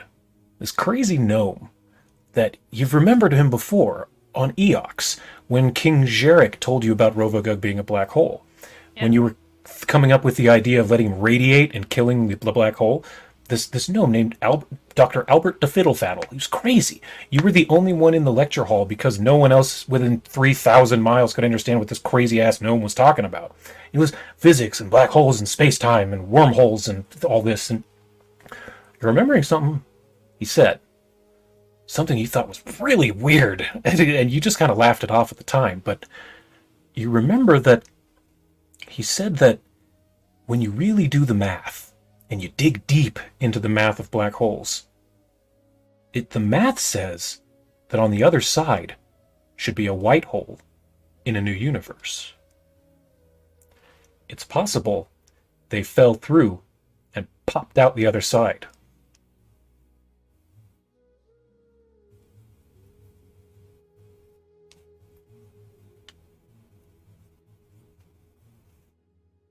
We're not going into the black hole. You can't make us. We're not doing it. We're not doing it. But what if we did?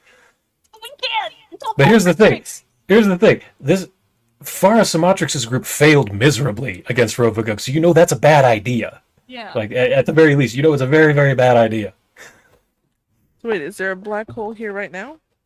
Is In the black Galarian, hole in yes. the room with us? Is it in the room with us right now?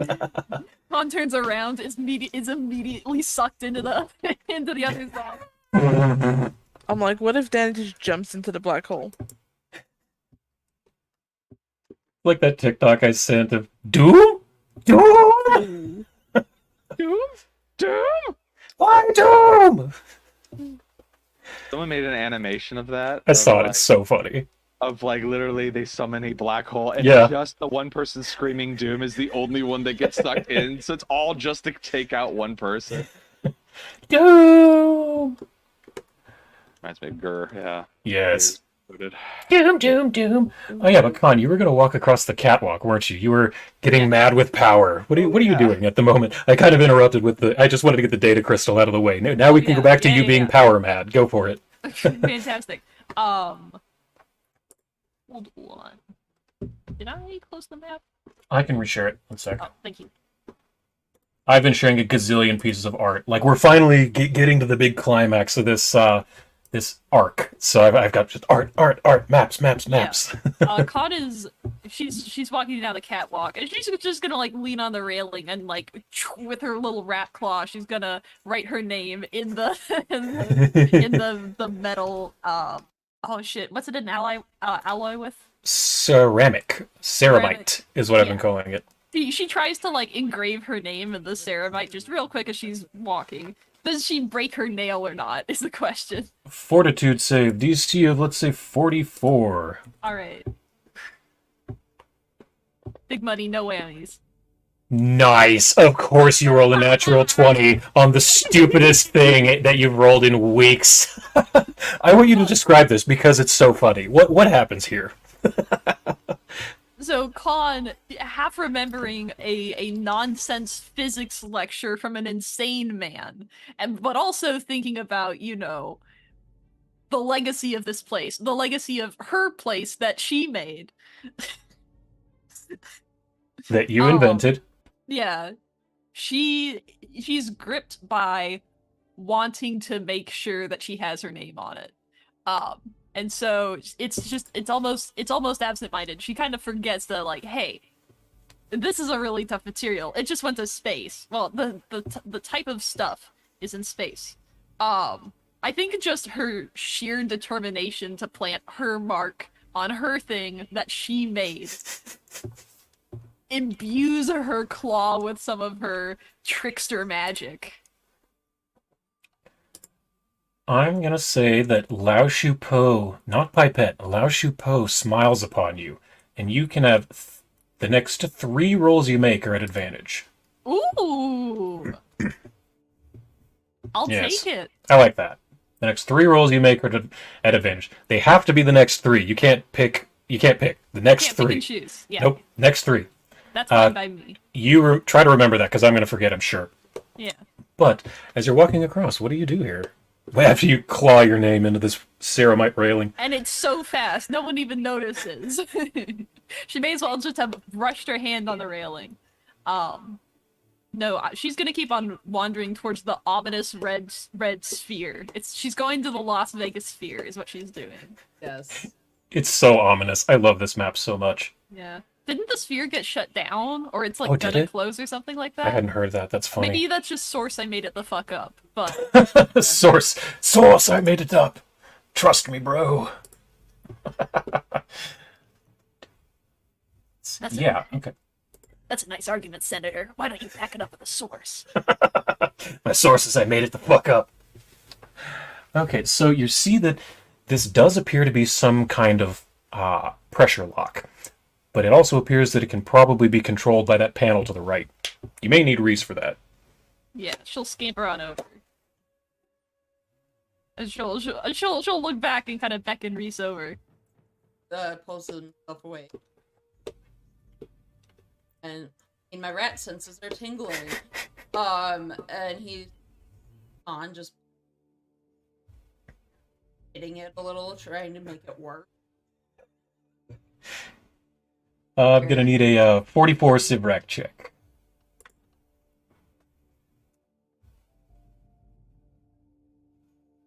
I need. And you got guidance. I don't know how I did it, but I don't have. Things. Can you be Nice. more specific? There Yeah. we go. There we go. I had to decrease the size because everything. +1 from guidance from Zavid or Danny. Imagine that's Booty. not gonna There we go. happen. Yeah, not a 2. Not a 2. Looks like you need a 12. No, not enough. So you're seeing that what you've been trying before hasn't been working. Con, give me another Sivrak lore check. This one's a bit lower than that. It's only 38.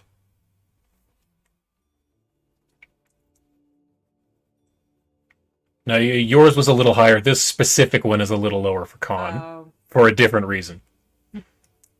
Yeah. So I should roll for it? Oh yeah, your Sivrak lore, or your Civ Tech, I mean, 38. To see if you can realize something. Oh, and I have advantage. Oh, you do. You have advantage. That was enough though. But if you want to see if you get a 20, nope. But you still pass with a 41.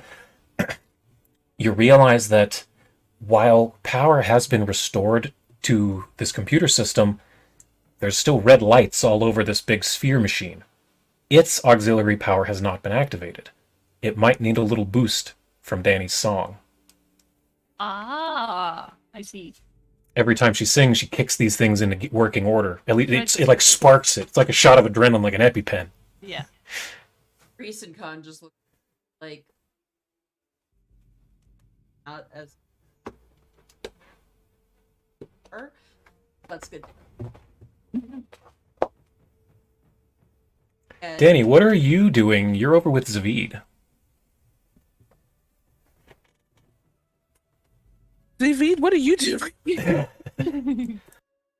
David's on his phone. He's just like, I gotta do my dailies. Hold on. No, he's kind of just watching Con and Reese waiting in case they need him to do something on this console if it's important. I don't know if that was ever established, but he can get over there pretty soon if he has to. But he's just kind of watching, thinking. He keeps thinking about all the fucking lore. So you hear him mutter under his voice sometimes where he goes, but then what the fuck is that? No, that's like every time he thinks, oh wait, I forgot about this. That doesn't make. And then he just kind of looks over at Danny, who's just there, like, oh, sorry, I didn't realize you were still here. I thought you went over with them. No, I feel so misplaced on these planets. Like, I just don't know what to do. I don't blame you for that. It's not like Galarian at all, or really any adventure that we've been on thus far. Everything's changed so much. It's a bit scary, and it's cool to know that we're like immortal now, but I don't know. It's making me very philosophical. When, being mortal, you sort of just assume, like, all right, just live the best life you can, and then when you die, you die. But now it's like, well, now I have this responsibility that I didn't have while I was mortal, that I'm like, well, I'm not going to die, at least Not yet. I'm supposed to be dying, necessarily. And while I'm here, now I have to be there for our believers, those that worship us, all of the clergy that used to worship Urgathoa that now worship us, and those that are being turned to worship us. Even my patron god did all that he did because he knew he couldn't destroy what was inside of me. And he's setting himself up to be in my good graces once we've attained sort of the power that will come from this. Yeah. And like, that's super weird. It feels like you're like, right, it's like a Uno reverse. It's like, I don't know what to do now that I'm here. I still feel sometimes like that guy that's just, clawing around in the Underdark for 2 years, eating whatever he can find. And it's hard to remember that I'm not that person anymore. No. I can't be that person anymore, None of us are those people before, and it makes me nostalgic for the past just a little bit. Though I'm excited for what we're doing and how close we are to kicking Rovagug's ass. That's something. When I first met you, was I with the group? You were not there when she was the wolf. The group found her first. They found you in Halid's hideout. They found you. I see. I was right after that. That's Yep. right. That's right. They found Demirius first. He was on the road. He was looking for good to do because he was a paladin. And Khan was like, "Hey, we're trying to solve a murder mystery." And he was like, "Yes, that's good to do." And then you were walking in a. They were walking in a field, and Danny was being chased. Running from the wolves. He noticed them and they chased me. Exactly. And so they fought the wolves and saved Danny. And then they found Halid's hideout, and you came up from a crack in the dog kennel. Yeah. So you were found last. Yeah, and you had to kill the dog, and you ate the dog because you were starving. Yep. I just crashed the wedding. It's fine. Yeah, the coronation, not wedding. Oh yes, coronation. I just watched that episode this week. Since you're getting married to the state, so it's True. Good point. But I think he's just sort of thinking back, like, we were so, I guess, normal. Like, we were weak, we struggled, and we got lucky more times than I can count. And then now we're talking about destroying something that even gods haven't figured out how to destroy, and hoping that our plan, which is different, will work this time. And if it doesn't, then what? Right? It's just, I think it's work. We literally are god punching. We've been punching up so long, the only thing left up to punch is a thing that can't be killed. It feels like. Because after that, anything is else next? is either punching down or at equal level to us, right? There's nothing. I mean, what's stronger than a black hole? Then that what is? It's not even conscious. It's just physics. What's stronger than that? I know you've met my grandmother, so But even she couldn't figure it out in that. She basically left it to you. She was like, "Well, I can't do it now. Let's put you guys 125 years into the future and just think about it later." Or no, it was 20,000 something years in the future, and then from that point you lived 100 100 and something years, yeah. Yeah, or something like that. Yeah, 120-ish. That sounds right. If I sat down and did the math, I could figure it out. It's I 120-ish. I thought there was a 20 in there, but even so, it's just like it's been all leading up to this, and it's strange to be at the seat here. And I look at that. There's like, actually, there's one that.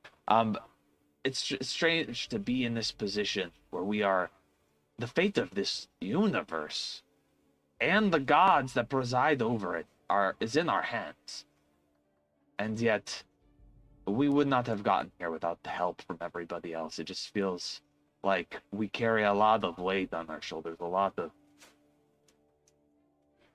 hopes. I feel like it was just yesterday we was like getting the harpies on our side. Yeah, it really wasn't that long ago, I feel like. And then I look back over there. What is Khan and Reese doing? I think they just kind of like Fanny and like. It's like in Zoolander when they're hit. The files are in the computer. Can I make a perception check on Khan? I want to see if I Yes. see some sort of tell that she's scheming. Yes, What would be sure. tell too? I want to know that if I get high enough. When Con schemes, her little rat tail makes a little curl at the end, like almost a little spirally. Okay. I'll give you guidance. Would you say a 37 is high enough for me? 38, yeah. Or I guess Con, yeah, you decide on that one. 38. 38. Oh, yeah. Just- Yeah. Because you're distracted thinking about putting your name on this place. Exactly. Con is distracted. And also like Con is neither wise nor charismatic, so I feel like she has a lot of pretty obvious Fair. tells. She can. All right, so she can hide from sight, but if she's in sight, she has no poker face. Yeah. Yeah. That makes So I'm sense. gonna walk with you down this sort of catwalk bridge thing, and I'm gonna go right to Khan and be like, Khan, what's going on? Well, trying to assess the files, but I'm trying to open the door. I'm doing my job. We did a really good job so far, like spectacular, but Exactly. I We just know. need you to sing a little song. Wait, but hold on, but don't do it yet, Demi. Khan, you're up to something. I can tell. I've known you for a while now. I think we all can just see it in your face, I could hear it. But you know, your voice. You're up to I'm- something. What are you doing? I'm kind of here for whatever it is, so I have to kind of let. I think that we're on a on a time crunch. We don't know when this letter could be irradiated, so I think we should move on. Stop dodging the question and answer me. What are you up to? And she kind of grabs her tail and straightens it out. Like, I'm not doing anything. I could read your mind. Do it. bro. I want this to happen. Do it, Danny. Yeah. They're going back and forth. She's just gonna be like, I've been with this mouse for like ever. I'm just gonna non-consensually go into her head. Oh my god. Con, what is the surface level thought? You don't get a saving throw for surface thoughts. So what's your immediate thing that you're thinking of? Right now because of the confrontation, or Yeah, right in this second. What's your immediately in your brain? I really don't want to have to explain this to them. I don't think they're gonna take it well. Okay, so if you want to probe deeper, you need to roll a DC 40 will save, Con. DC 40 will save. Let's see. That's pretty high. It's possible. It's possible. It's possible. I think you need How a. do you want to keep this a secret? That's the question you got to That's answer true. right now. Yeah. How important is this to Khan? And if she beats a 40, it's very important to her. Yep. Yeah. Looks like you need a 12. Oh, that's doable. Oh, yeah. Okay. Yep. You block her out. So, Danny, all you can tell is that. Wait. What did you say your immediate thought was? You don't want them to know. Yeah, I don't want the. It's more like I don't think they'll take it well. It's Ah, it's yes. kind of like Khan wants to avoid a lecture. Danny, you can tell she's acting like a dog who has gotten into the trash, and you haven't gotten to prove it yet. Guilty feelings, but you don't get any thoughts. But I'm pretty sure she would know that I'm like probing her mind at that Oh point. yeah. Yeah. And They then make you eye get a hint contact. of like, shut up, Danny, shut up, Danny, shut up, Danny, shut up. Danny. Reese is Have any just of you watching guys this seen- play out, but I'd like to do on how close Khan is to him. Okay. Have any of you guys seen Deadpool 3? Yeah. The Deadpool and Wolverine. Yeah. Ah, No, shit. you can't tell. Okay, there's a bad guy in that movie that can like psychically go into your head, but the way she does Yeah, it yeah. is she fades her hand into your head, and Yeah. It's crazy. They see like fingers and stuff Yeah, coming yeah, up their yeah. nose. It's and everything, and horrendous. it's really It's awful. invasive, and I feel like that's how you feel. It's like she's Yeah. probing her hand through your head and just like grabbing and like grabbing your brain and looking for the thoughts and stuff, and you're like, ah, trying to like. But you lock her out, Con. And Reese, yeah, you can't really get a bead on what Con is, because Con is going making weird faces to keep Danny out of her head. I didn't know that's the way you. So what's I going message on? I message Khan in her head. What are you doing? I'll tell Reese that I saw her tail coil. I think she's gonna do something. Yeah. So this Okay, is Danny, get out of my generally a head, get out of my bad head. idea. I just want to know No. what it is. I want to know what she's planning. Why is she would hiding you it from hide us? something from us at this? What do you have to hide? Thank God you. Carver. Exactly what I'm trying to get to here. Fine, whatever. I put my name on the planet. Did you now? Why? And Pipette comes out of your cowl. Did you now? Yeah, I did. It's right over here. And she walks over to the bit of railing that has her name engraved in Why? it. Why is that a big wait. deal? So hold on. You Cares? resisted telling us what you were up to because you put your name on a rail in a planet that no one's going to see because it'll be irradiated with gamma radiation. And that's Is why the were you big thing- resisting that? What's the point of this?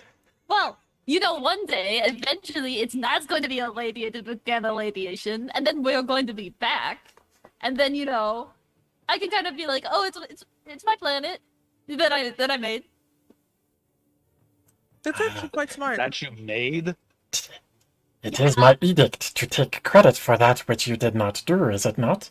Is this not how she got the attention of the grandmother rat in the first place? Stealing the magnum opus of... Oh, I'm sorry. Creating your own magnum opus of the mole mech? I thought So, you were know, like I trying. do understand this technology, and I can kind of, you know, fix the planet. So it is actually mine, kind of, if you really think about it. Okay, Miku Hatsune, the world is yours. I actually don't care enough about this to stop you, so fine, whatever. Okay, what a. But I'm not going to be sworn to secrecy if in 20,000 years or something some mortal prays to me and is like, "Hey, just curious, I saw the name of the other god on here. Is this their planet?" I'm just going to say like, "Maybe, I don't give a shit." I'm not going to say yes or no. It We can doesn't always- matter to me. We can always just erase our memories, and then that way it could very much be Khan's. Why can't it be Khan's? Why She does deserves the this planet. matter? Guys, who fucking cares? Mom Look, puts her name on everything. But it's a planet that's a big thing for me to have made. It's important, don't you think? I don't We're a care big because brain they're going to person, be it's any fine. smart people that visit here are going to be able to tell that it was actually a really gargantuan project that required more than just you.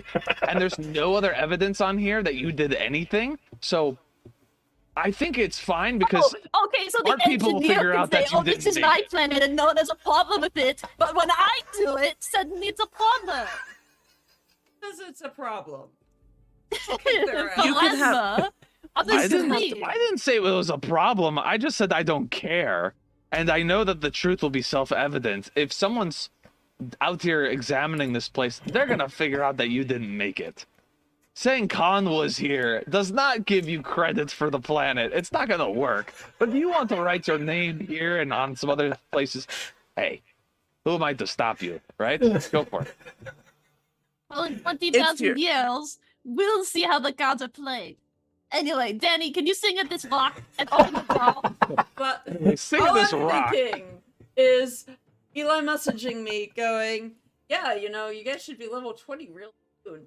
Then this happened. Danny, please roll me a Civ song check, DC of 40. You can have guidance +1. Sure. Oh, God. Before I start singing, I think Khan deserves the planet. There we go. I said my piece. God, we're still talking about this. She rightfully deserves the planet. Anyways, here we go. I need to roll a will save. Hold on. Okay. Oh, I nice. refrain from continuing the argument, and I just let it go. Because I was about to go even further. I'm like, yeah. I'm not gonna say anything. The glory of a natural 20. Yeah, I'm just like, all right, not saying anything. I'm trying to roll. So, yeah, the Civ song. Trying to roll. Oh, okay. Fantasy Grounds being stupid. Yeah. It does Fantasy that. Grounds being Fantasy Grounds. I have so many things open. Mm-hmm. Oh, you could probably close some of the windows when you get a chance. I'm But yeah, trying it's... to. Oh, you're doing it now, I see. Yeah. There's like 50,000 windows open. Yeah, sorry.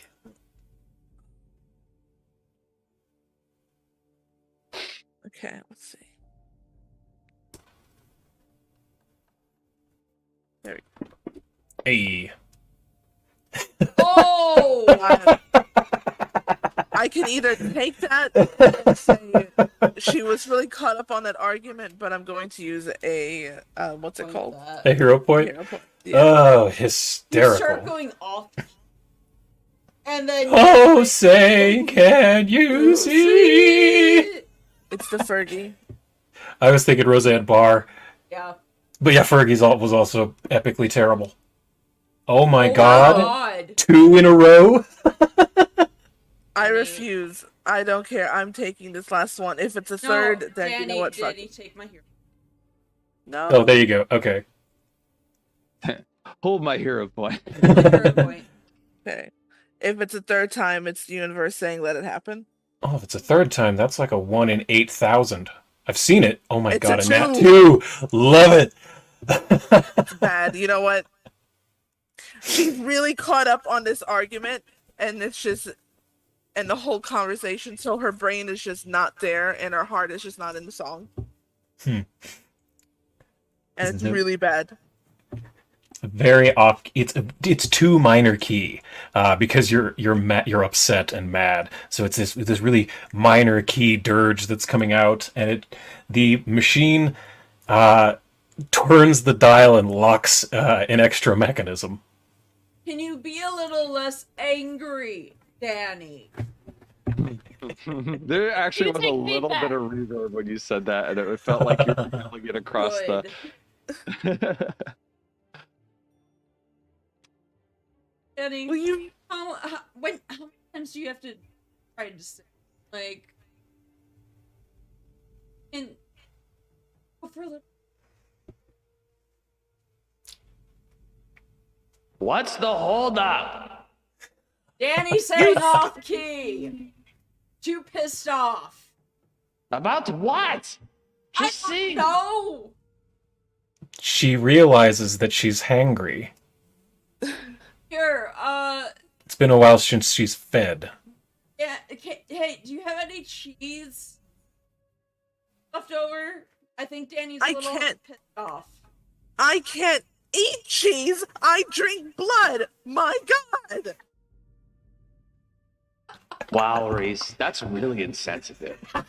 Who's talking? Echo! Sorry, I'm having fun The now. whole argument about Khan got me really upset. And now I realize how hungry I am. Do you have any snacks on you? Unless you Do we wanna have be any my plasma friend. fruit, or are we out? They roll a d4, Danny. Or no, let's see. Roll high or low. High or low. Hi. High, huh?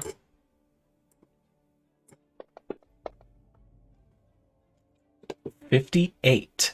You have one plasma fruit on you that you forgot about. 55. Check your 55. Danny, check your inner pocket. Or it's in Khan's bag of holding. How about that? You don't think I would feel an apple in my pocket? Oh, hold on. And Reese just like opens Khan's bag, sticks his hand. Ow! That's a blade. Oh, Jesus. Khan, what the fuck? That's a cow trip. That's Sally. I have 50 syringes in there. Yeah, that's the syringe pocket. There's Yeah. like different pockets for Oh, stuff. Keep the sorry, blood my food in the bad. The syringe blood pocket. pocket is right next to it. Goes in. Isn't that There's like literally a saw trap? There's like a syringe that's empty. And Multiple. out, Your like, hand starts turning blue, and you're like, It's oh, swelling. yeah. Oh, Danny, hold get on, this please. before Let I- me give you the anti-venom really quick. That you won't feel a Venom? thing. Venom? Khan reaches back into the syringe pocket and pulls out a syringe, injects it into Reese's hand, and it goes back to normal. My hand modeling days were almost. And he like rolls his eyes, gives the fruit. This is what the hero point is really. Eat it. So you eat that and you feel a lot better, just like Popeye. You're reinvigorated, and you realize, oh yeah, I needed a Snickers. I wasn't myself. So go ahead and roll that at advantage, Civ Song. Iron was Both are going to be at a +1, but you can just roll it twice. Yeah, your iron was definitely low. Okay. Come on, that one. Stop it! Hero point. That It's advantage. No, it was advantage. I have an advantage. This That's has to count for 3 1s and a 2. Okay, come on. There, Oh my God. there, finally. And with Zavid's guidance, that makes it 50. So that's perfect critical. Oh my god, that was That was ridiculous. painful. That's That why was. I gave so many fucking injuries to this hand. You are I'm you just when you're dying. hungry. Here's a Snickers. Here's a Snickers. Betty God. White turns back Please. into. Yes. Oh my god. So you finally get the right key. You put yourself into a major key. The lights turn green, which I can't change on the map, but everything as the door slides to the right, and you are able to enter the last room. And I know we're getting close-ish to time, but It's a door puzzle. How long can it take? What if I do a bit that lasts 30 minutes? exactly. Doors. Doors. It doesn't matter if you're level 1 or level 20. Doors are the number one enemy in a game like this. So you can close that map if you'd like. As you enter, you see a massive machine. There's a moat of water around it, and pool of water in the center with tubes and cylinders going into the water. You can see that within the pool there are several large cylindrical mechanisms, things that stick out of the floor. There are catwalks over the water, and there appear to be 2 computer consoles on the far left and far right. And the central machine has a window on the side. Like you can kind of peer in through a little circle.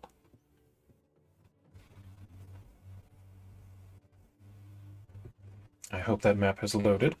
Not yet. Oh, it's trying. Black void for me.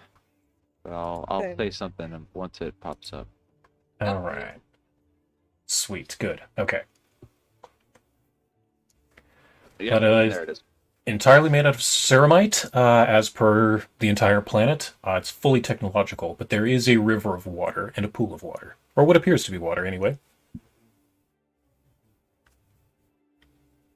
Just What's it's in just the pool of another water? clear liquid that looks like water. That's like toxic. Yeah, Ooh, you know Watch it DMs. die. You know DMs. As far as you know, there's no one in the room. Con is gonna get a syringe full to add to her collection. Do you do anything with it, or just add it to your collection with the I sight put that unseen? into the collection. I Cool. bottle it and I put it back in the syringe pocket. Perfect. I love that you have a Just in case we syringe need some pocket. water. Just Oh, a wait. pocket of loose syringes. I'm gonna kind of trot over here as I see that there's at least one console and there's another one over on this side. There Yeah, it Reese is is. gonna go over Console. there. I think we're all gonna need to like maybe take a look at these consoles. Mm-hmm. Reese, Ooh, go ahead and PS5. Reese, go ahead and give me a Civ-Rack lore check and con Civ Tech. You got it. DC's not high on this one. It was that door that was hard. I didn't. That's the funny part. I just set a DC that none of you could hit. And it wasn't even that damn high. It was 40. And like at level That 19 in Pathfinder, that 40 isn't that high. Look, It's Nah, 62, not you don't one. have to try and make us feel better. whatever, it's okay. It's just doors, man. It's just doors. So, Con, you're able to get this console to spring to life. You're finally figuring out the patterns that Reese has been teaching you about it. And there appears to be one more file left on this machine that is left open. Click, click. Okay. You see, and I'll load the image in a second. Once more, the screen lights up as it begins to its boot. I accidentally said book procedure in it. Let me change that really fast. It's going to bother me if I don't. Once more, the screen lights up as it begins its boot procedure. As expected, Dr. Farah Samatrix appears on screen, but she is joined by three other figures. One wearing a white cloak draped over a gadget-covered suit of chainmail, holding a staff that radiates numbers and spherical measurement marks. Another stands behind Farah, clad in full ceramite plate armor, wielding an electrified broadsword. The third wears a flat-topped helmet of dark steel and stoically holds a wide-bladed long spear. Dr. Farah Samatrix... Yeah, I see that face. Hold up, Eldritch. Keep that thought. I see that face. I know what you're thinking. I'm here too. Yeah, just hold that thought, please. But Farah Samatrix begins to speak, and she says, "Emergency log, supplemental.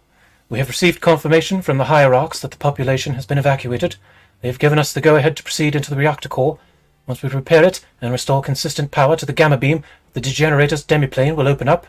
With it, we will proceed with Destruction Protocol 4 Gamma Gamma, vaporizing all of Galarian, the singularity with it." Farah is quickly interrupted by the armored man. "And if Farah's big old space gun doesn't do the trick, me and Academus here are gonna dive into that thing and rip the throat out of whatever's on the other side. Right, brother?" The helmeted figure simply nods and replies, "It'll be a cold day at home in Hellas when I, the Crimson Dragoon, allow you to steal my glory, Life Knight." The robed gadget holder sullenly says, "I keep telling you that none of this will work, brothers Saramar. None of this will work. This is, all of it, simply a countdown to the end of all things." Farah snaps. "Groaneth the bleak to the very end, I see. I hail, Academus. Let us hold out hope that it will not be necessary to face this threat at its source. Let us keep our faith in science, in technology. To any who see this message, know this. We, the Pact Makers, have sworn to eradicate this threat from our solar system, to save our people, and we will uphold our pact. End of log.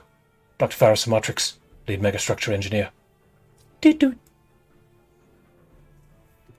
My God. There's a rogue. And a guy that's really tall with a pointy thing. So yeah, Khan, now go ahead and your realization on what you see. Yeah. That's Illistyr that he's got in his hand. Yep. Which tells you what? That's Asmodeus. That is Asmodeus. At least what he was before. Yep. I have a better picture of the four of them together. These are the Pact Makers. And I can even show, I put their names on here. They are, from left to right, Academus Ceramar, his brother, Ahel Ceramar, Farah Samatrix, and Groneth Usurim, known as Groneth the Bleak. And Academus is known as the Crimson Dragoon, and Ahel Ceramar is known as the Life Knight. Yep, that sounds. Interesting. So, Groneth the Bleak has to be Grotus. Oh, Yes, absolutely. 100%. That's Grotus. Yeah, I'm not even going to make you roll for that. Yes, that's Grotus. Which tells you that Ahel is Ihis by process of elimination. Yes. He's also Academus' brother, so. Well, yeah, and it makes sense for him wanting mortals, being kind to mortals. He's a life knight paladin guy. But I want any of you to roll just your...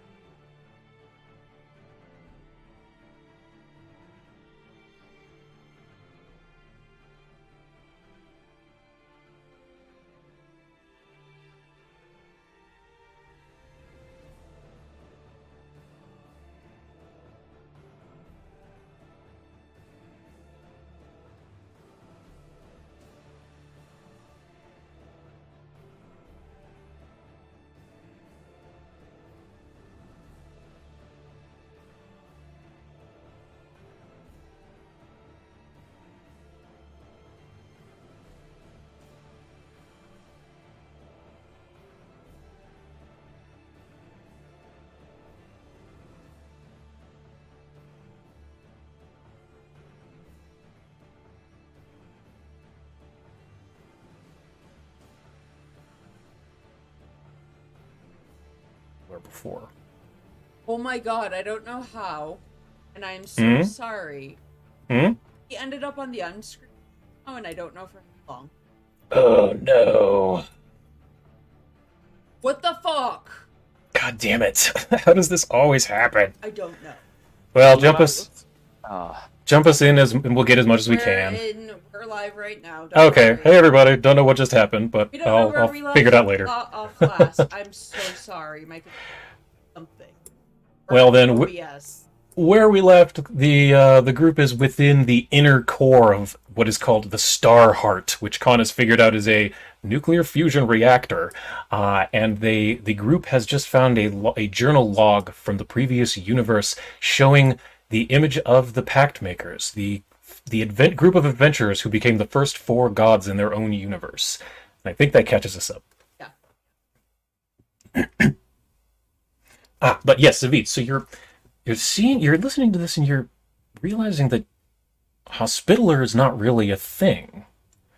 And dragoons, you've heard about myths of dragoons. They're spear fighters who leap from surface to surface and jump high into the air and land with the spear point, but they don't really exist. Dragoons aren't really a thing. They're just spoken of in myths, and it's the same with these Hospitallers. You've heard stories of religious myth of these incredible plate-wearing healers called Hospitallers, but they aren't a thing in Galarian on your world. And you're realizing that not only was this a different universe, it was a different set of rules, a different set of physics, a different set of world mechanics, you might say. Right. This is a different game altogether, one could say. They're from Pathfinder First Edition, yes. Oh shit. Okay. I like that. That's clever. I Okay. built this party out using First Edition mechanics. Take a hero point, Con. You seem to have figured it out. I mean, yeah, that makes a lot of sense. Yeah, now that I think but about it. I'm giving Eldritch the hero point because Eldritch figured it out, but in-game Zavid figured that out. Yes. I mean, he doesn't have the vocabulary to say they're from a First Edition, but you get it. Oh, Yeah, I don't know if he'd say anything. I think he'd just be Yeah. like, okay, so magical alternate universe thing. Got it. Like, Mhm. sort of like he understands that like the rules were different, but he's Yeah. just getting such bits and pieces. He doesn't want to make too big of a leap of what that could mean. Sure. As we are in a very interesting position here. We have information about the old lives of, 3 current gods, one of whom I'm sure would love to know about this, if he doesn't remember. For when Farah turned into the Watcher, she lost her memory. Grotus transformed into a moonlight. What happened to Asmodeus? He remembered that Ihel, or Ihis, was his brother. But did he know about their relationship beforehand? Did they remember? What do they know of their old life? I want you to roll another religion check, Zavid.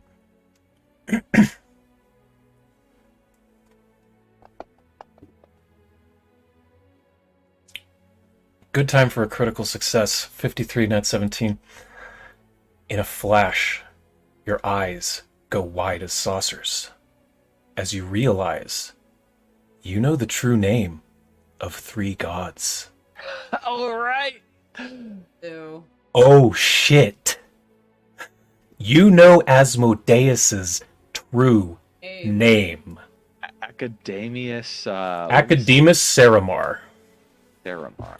And you It didn't also show up on realize... here. Oh, it didn't? Oh, okay, weird. No. I'll send him in Discord if you want, but it's Academus Saramar. Oh, I can even just share... Do I have him? Because on the I see everybody else's name, Yeah, but his there's is all either but it's behind. 3. Oh, whoops. I may have not Either made it. it's behind him or like on another layer. okay. maybe. Give me It a didn't second. Go onto the right layer, perhaps. Record. Share. Maybe I didn't make it visible. Yep. There it is. There it is. Woohoo! With a K. It- That's important. I didn't think it had a K. Mm. It was only visible to me. Acodemus Saromar. But yes, you now know all of those gods' true names, and that finally strikes you. And oh no, boy! Well, I think the difference between hold on, Pharasma and Eshtabai were split from Farah Samatrix. Mhm. She became the Watcher, and then she split. Like, For think of Pharasma- the Watcher as like the original Namekian who came to Earth, and then Right. Pharasma is Kami, and Eshtabai is like King Piccolo, and you are like Right. Piccolo Jr. Yes. However, but that means that that name is no longer the true name because that Oh, yeah, being true. doesn't exist anymore. Whereas the other ones, those are their true names. Yes. So we have the true name of Grotus. Not that that would matter. I don't think it's going to make a difference. But the true name of Asmodeus is that's some power. You also realize that because Pharasma doesn't remember her time as Pharasmatrix, Asmodeus probably doesn't remember his time as Academus. So there's a decent chance Asmodeus does not even know his own name. You don't know that 100%. He might, but there's a decent chance he doesn't. This is a weapon that we cannot use unless we have to. Yeah. Like, this is something that, like, we're immortal. We might end up warring with Asmodeus when his schemes start to come to fruition. This is our fucking nuke. This is our trump card to stop whatever his grand master plan is. it is something that we're not even in this campaign. I doubt we're going to even use. It's like epilogue, like or next adventure type shit. Like, all right, the legions of hell have finally invaded. Blah blah blah. And like, we have to use this to like put a stop to it, or like maybe if we become full gods, we won't be able to. I mean, we'll know the name, which will give us some power over. But I think it's power that a mortal could use to stop a god. I think we would have to put this name somewhere that only our chosen champions could find. That sort of like that MacGuffin. That's the secret weapon that they need to stop the armies of hell. Oh my god! Can we play a campaign as our? I've had that discussion before. I've thought about if I DM again, I would either, if the other group, like I would have them worship you guys as gods, or if you guys played, you could worship yourselves. I've had that thought before. But we have to worship someone else. Someone else? Yeah. Yes. That would be hilarious. Oh wait, no. For a friend.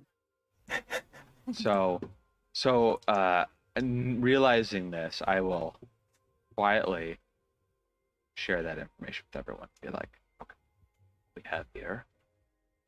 what we have here is very privileged information, a secret unknown to the entire multiverse.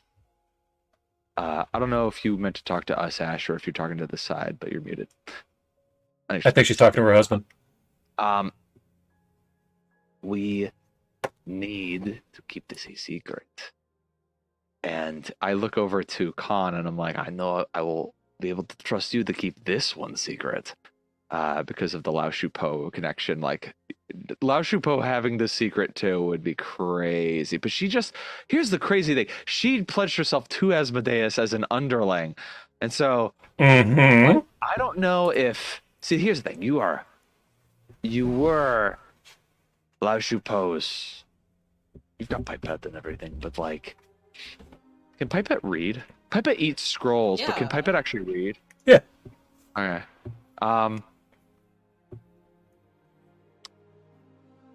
I want to know, realistically, can you tell us who all would know this name at this point in time? Who knows this name now?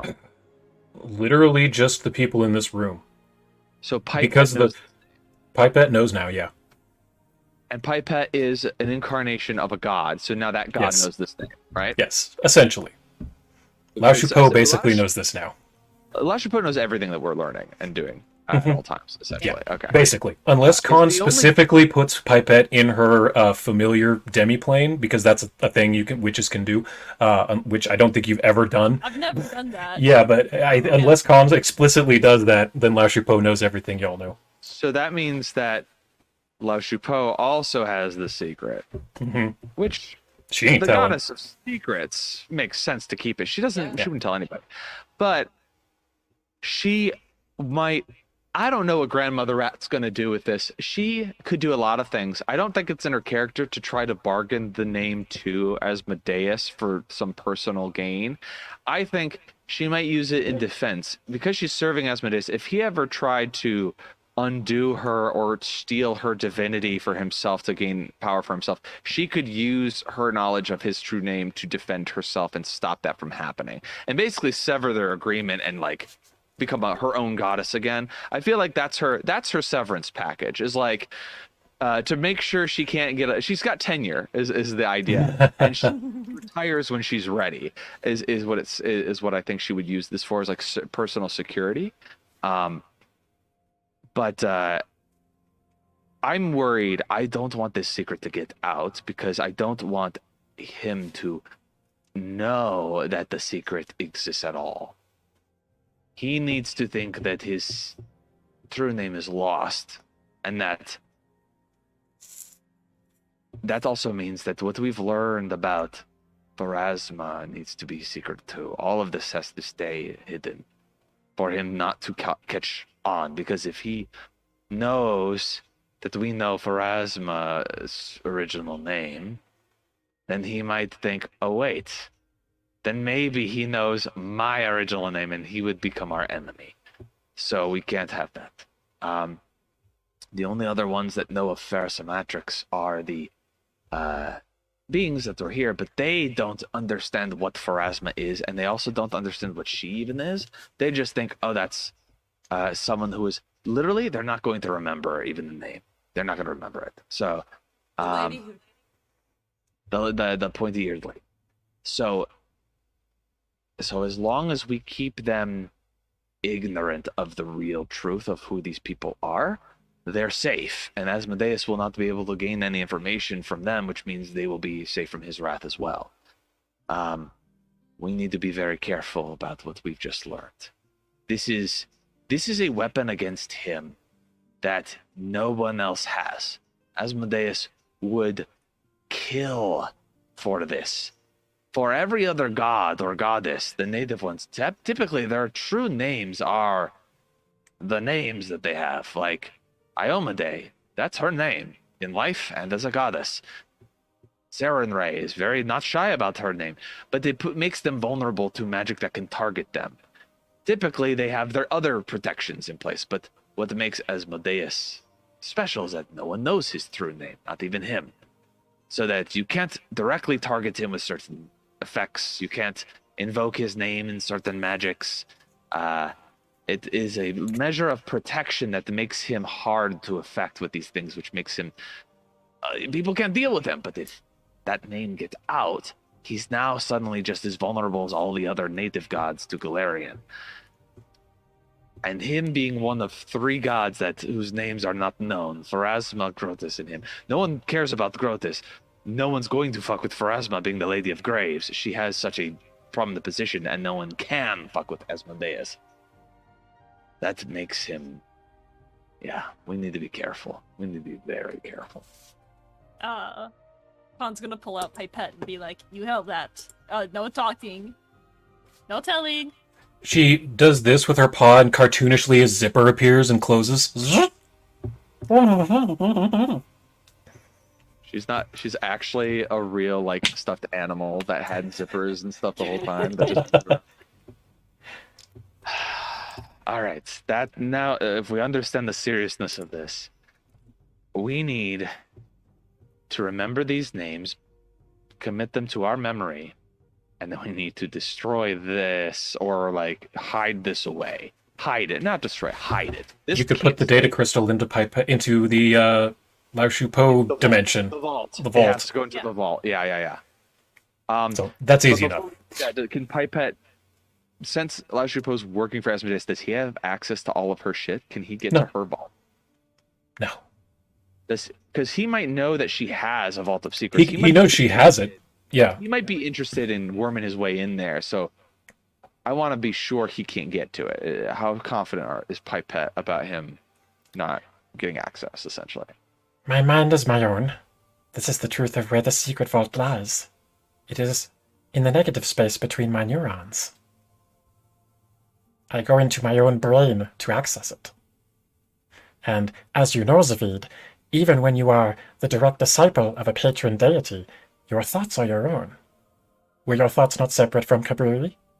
He knew everything you said, but nothing you thought. Also, and I'm also realizing her domain is secrets, which means only she has power over that he does not. Mm-hmm. Just like the goddess of undead is undead. Like, you might be her enemy and and she's helping you, you might want access to her undead, but you don't control them. She does, right? Likewise, those secrets are locked away because that's her domain. So that makes sense. I'm put at ease. I'm good. Yeah. Because, all right, then let's put this away. Very well. Pipette basically eats it. Like, have you seen the K-pop Demon Hunters? The way that she eats that Yeah. sushi roll? Yeah. Basically, she does that with the data crystal. Spicy! Everyone give me perception checks. Perception. ever. Nat 20, Con. As you can see on the map, within the pool of water in the center, one of the large cylindrical thingies is missing. And if I will point to it, it is this one. Oh, okay. Yeah, that guy right there. See how guess it doesn't have a thing?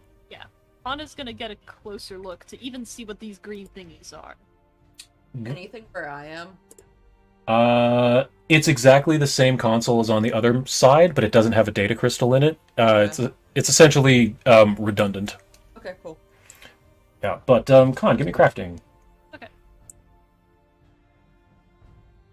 Because her first guess is like, a battery of some sort. Oh, that was more than high enough. Yeah. You realize that these are the fuel rods. Zavid found one in the debris field and he repaired it. Remember the fiber optics was sticking out of it like nerve Yeah. endings? I think I have a better. I think I have an image of. Let me see. Tech. There it is. Yeah. Here's an image of what Zavid found and repaired. It's the same image, but with. It was broken. Yeah. Remember? And he fixed that. You realize that's what these are. But they're not broken like that one was that Zavid fixed.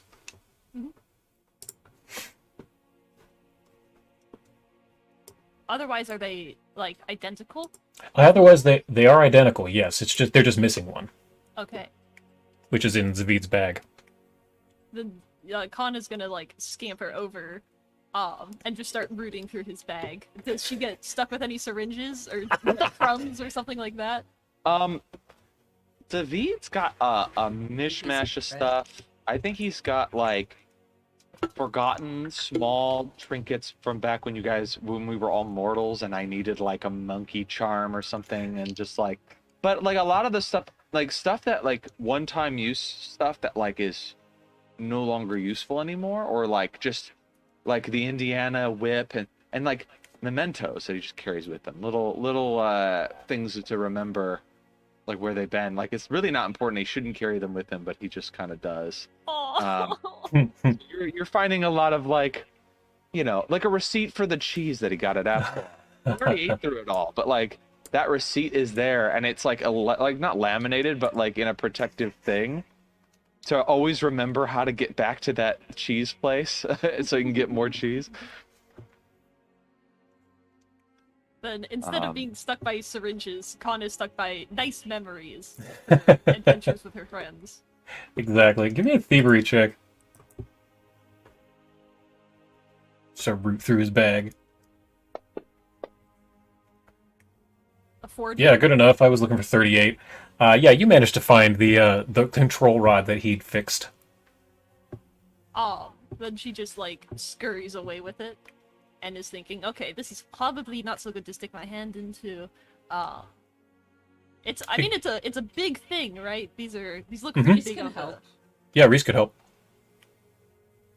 But yeah, with Reese's help, you're able to pretty easily lower it into place, and I have changed the map. You can see it. Khan could also like cast fly on herself to help. Oh yeah, you have fly. That'll definitely help. So you're able to lower it into place, lock it in. You see bubbles start to rise from the pool below you. The liquid starts to get pumped into the pipes. You can see things start to work. Lights start coming on, and you can see that the round door to the core unlocks. It rotates a little, and you hear unlocking.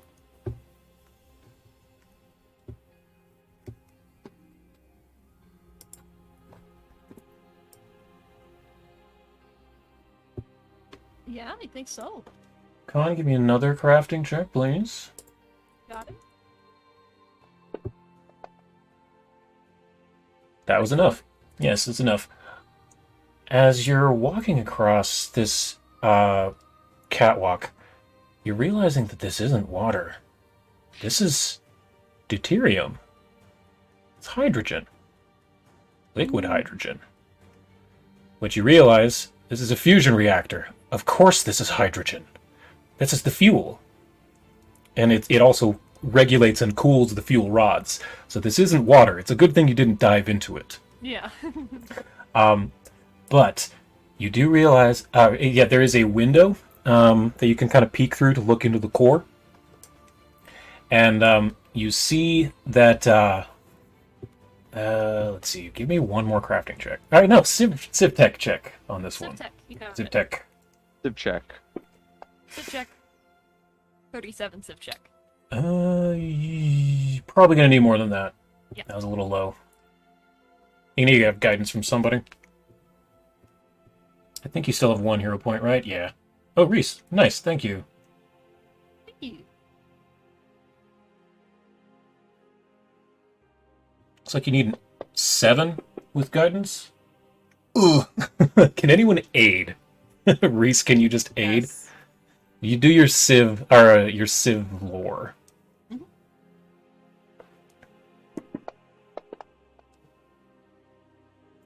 Good enough. Okay, so that's enough for a 1. So, Khan, you're looking through this little window, and you see that there's just some unplugged wires. A couple of things that just need reconnected. Maybe soldered or something. Well, not soldered. It was suspended in liquid hydrogen, but there's some wires that need plugged in inside. The problem is, it's inside the core of a nuclear fusion reactor. Yeah. So you would probably need a suit or a magic or something to not die immediately. Yeah.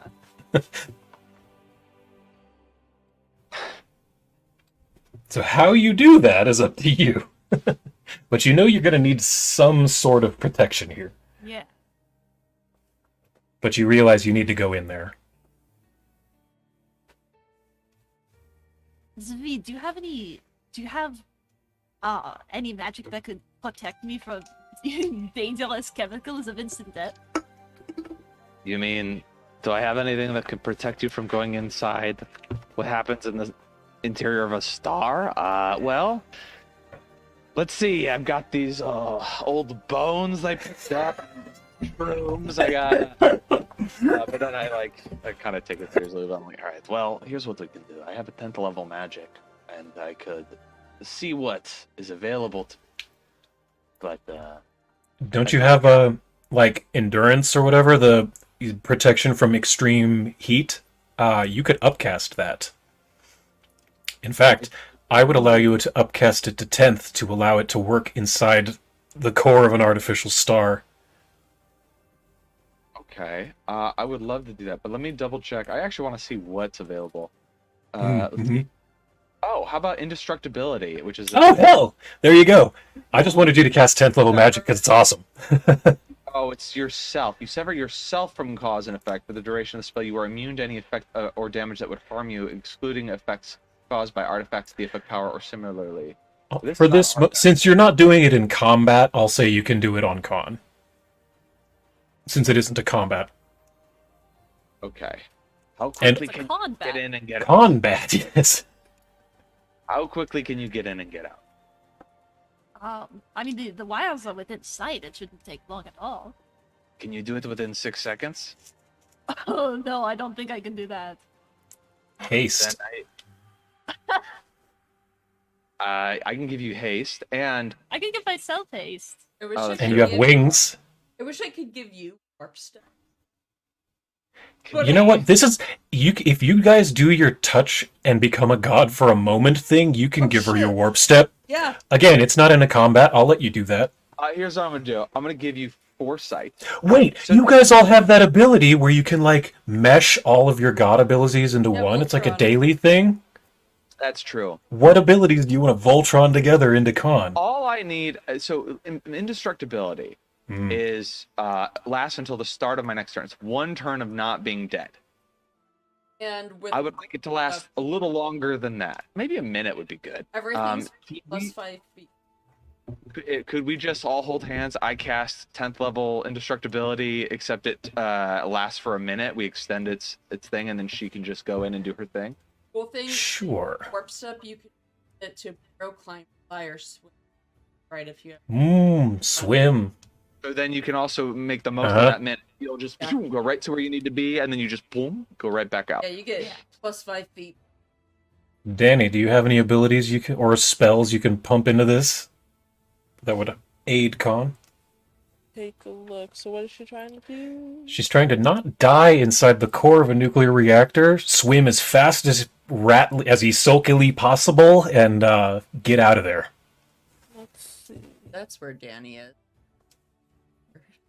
Who wants to make like a tree and get out of here? Hey.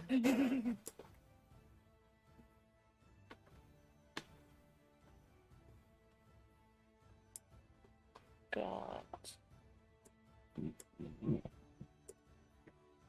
So what has already been given? Haste and warp step and indestructibility.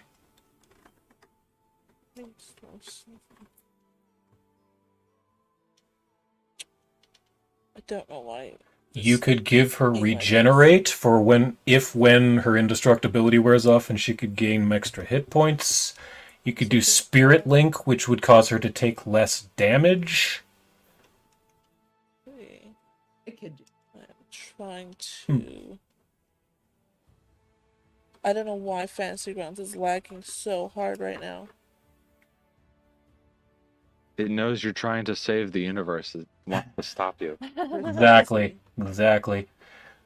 Danny, you have the red orc power of going faster. I would let you give that to Khan. You've Was never there a used that.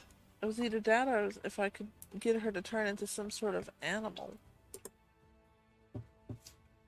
You could turn her into a mermaid. That way she still has her paws to do manual dexterous stuff. And as we all know, mermaids are animals. Yes. They are. They're real animals. They're nothing more than animals. Nothing more than animals. Yes. Hey Khan, you want to be a mermaid? Of course I would. I'll text Spirit Link on top of that because Cool. I have it. So Okay, great. So Khan, you've got haste, warps. You all. What does this look like? You all kind of touch each other's hands, and your god powers awaken for this moment to really bolster Khan. What do we see?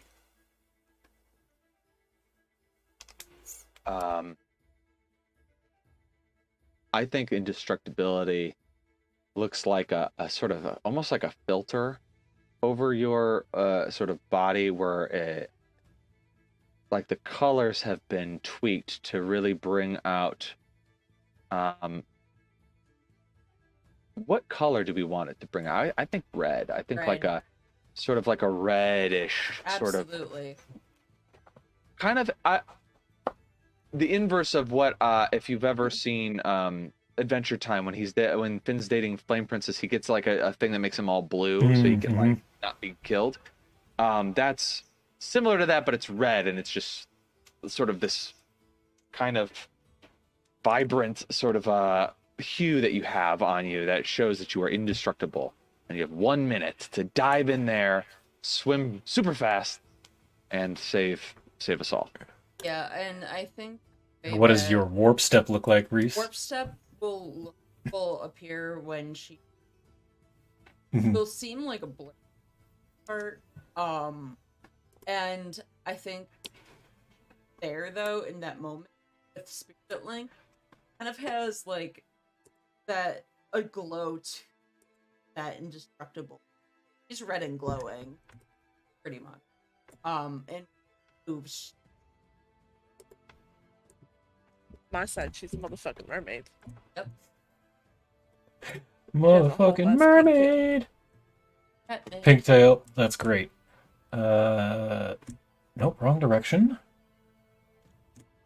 Close enough. What's the ocean equivalent of a rat? Just cause like I'm just asking more for my curiosity. Not to dictate what. I don't know. A marmot? Like a marmot? Or like a beaver? I guess, yeah, like a river rodent or something. A river rodent, an otter, maybe? River otter. An Yeah. otter. A river otter, maybe? Yeah. Sea otters. There's sea otters too. Yeah, I mean, sea otter. Yeah. What do you think, Con? I think otters are- both are very funny to have like a pink scaled tail, but also to just like have her lower half be that of a seal or a sea otter. I mean, Silky. Or a Yeah. capybara. Oh yeah, capybaras. Actually, capybara or capybara, beaver. that Those is are the all biggest- both technically rodents. I don't That's think true. otters are rodents. I think otters. Oh, are, yeah. They're more Capybaras closely are to the like biggest cats. rodent. Than, Yeah, I think cappy or beaver. What do you think, yeah, Con? beaver tail. Beaver tail. All right, so you are this red flaming, like the Kaioken beaver that you're vibrating with the speed energy from haste and from warp step. You move aside the door, and you see that it has one of those electromagnetic force fields that you're gonna have to walk through, because inside, I can show this now, is a huge sphere filled with liquid hydrogen, deuterium, and the core of the fusion reactor. Before you, you have not long to get in, get out, and fix it and get out. What do you do, Con? She, okay, using her very smart brain, using her perceptive eye, she's going to look and find all of the problem points. If there are multiple, if it is just a few wires that need to be connected, she figures out, like, her course of action. She's gonna go bam, bam, bam, bam, bam, and fix Okay. all of them. Then She give makes me a plan. a Civ Tech check. You're looking for 44. You've got guidance from the others from before you win it. Yeah. And this art is rad. Yeah. Ooh, yes, with the guidance. That was just enough. So, you are able to swim like a blur, flashing through here. Bang, bang, bang. You gotta plug this in here, twist this here, lock this into place, and you manage to get out. Just barely before, right as you flop onto the main walkway again, the red of Zavid's spell flickers out as you fall on the deck like a fish. Yeah. She's even like on the platypus. The platypus. She's still like buzzing with energy from the haste and from she even like teleports like a couple inches and then back away because of the warp step. She's just like overloaded with energy right now. It's like she had 12 cappuccinos. And a moment later, now give me perception checks, everyone.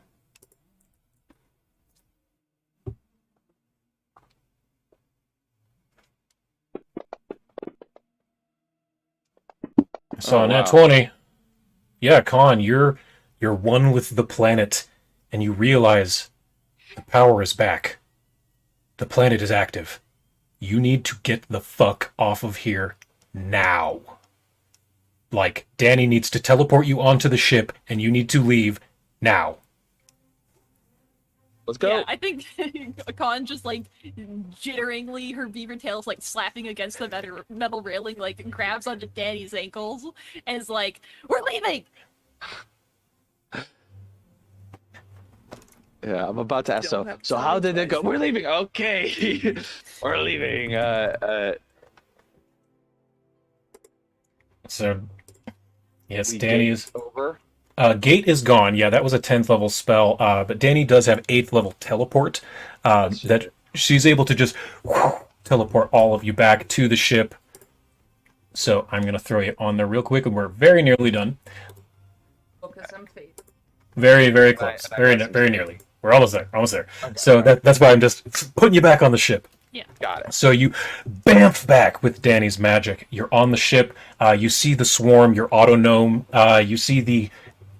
you brought the elders with you, or did you send them to Druma? I don't remember.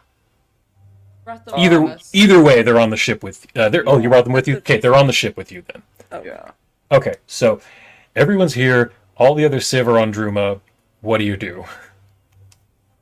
Khan is still just like on the floor. She's struggling to stand up with her beaver lower half, and I think it's just yelling for everyone. We need to go right now. The so Sweet we out. just did we just activate the thing to shoot? Like it's gonna shoot its. It's not going to shoot. I don't think you fully understand how it works, but you will momentarily. Okay. But the planet is active now. It is powering up as you speak. You need to leave the planet, get into orbit. Yeah. So we go. Get at least several planets away, like twice the diameter of this of the sisters away from this thing. Exactly. Let's run to the front and press the button. So, yes, you are able to do that. Run to the front. You slam some buttons, throw in some coordinates. Captain Moriko Nash pops up on the nav and says, "Oh yes, Admiral. Running initial diagnostics. Yes, do this. Let's go." The ship is able to take off. As you can see, power is sizzling through the surface of the planet. You can see electricity flowing across its surface as you stare out of this planet. And Zavi, actually, give me a sailing lore check. It's been a hot second. Okay. Sailing lore. We're within 3 minutes. We're almost there. Yes, good. I didn't change the DC. It was 40. So you managed to just scream out of the atmosphere. And just as the shaking begins to subside, you look out the windows and you see the surface of the planet engulf itself in energy as this beam fires to the center of the system. And let me show that image one more. 1 second. Constellation, is that what I called it? No. Come on. 12? Should have had it open. Gate of the 12. There it is. There. So you just managed to get out of the orbit as you can see the 12th beam begin to fire into the center of the constellation. And what you see overwhelms you. The central point forms a tear in space that grows and grows. It's like the opposite of the end of a Looney Tunes cartoon where the hole gets smaller. It gets big. This tear in space, this expanding sphere that's ringed in this burning gamma radiation. And I have some official Starfinder art to show you. As you see this tear in space, you see a bright light in its center. And as it pushes forward, you see a long vehicle, a device, hundreds of feet long, begin to emerge from this portal, this rip in that leads to a demiplane in space. This megastructural weapon, the Stellar Degenerator, appears in front of you. And I think this is where we're going to stop for the week. Okay, that's cool. This is official Starfinder art, that. But thank you everyone so much for joining us. This was a long one, but a very good one. We got to precisely where I was hoping to. Guys, we're about one session away from level 20. Like, unless next session goes particularly long and we need to break it into 2, we're like 1 away. Got it. We're so close. 3 hour bit next time. Oh my god. Exactly. I hope we got that bit. And if we didn't, that's just our favorite. Well, we'll see how much we got. Hope everyone will join us next time. Thanks so much. We'll see you all soon. Bye, everybody. Bye.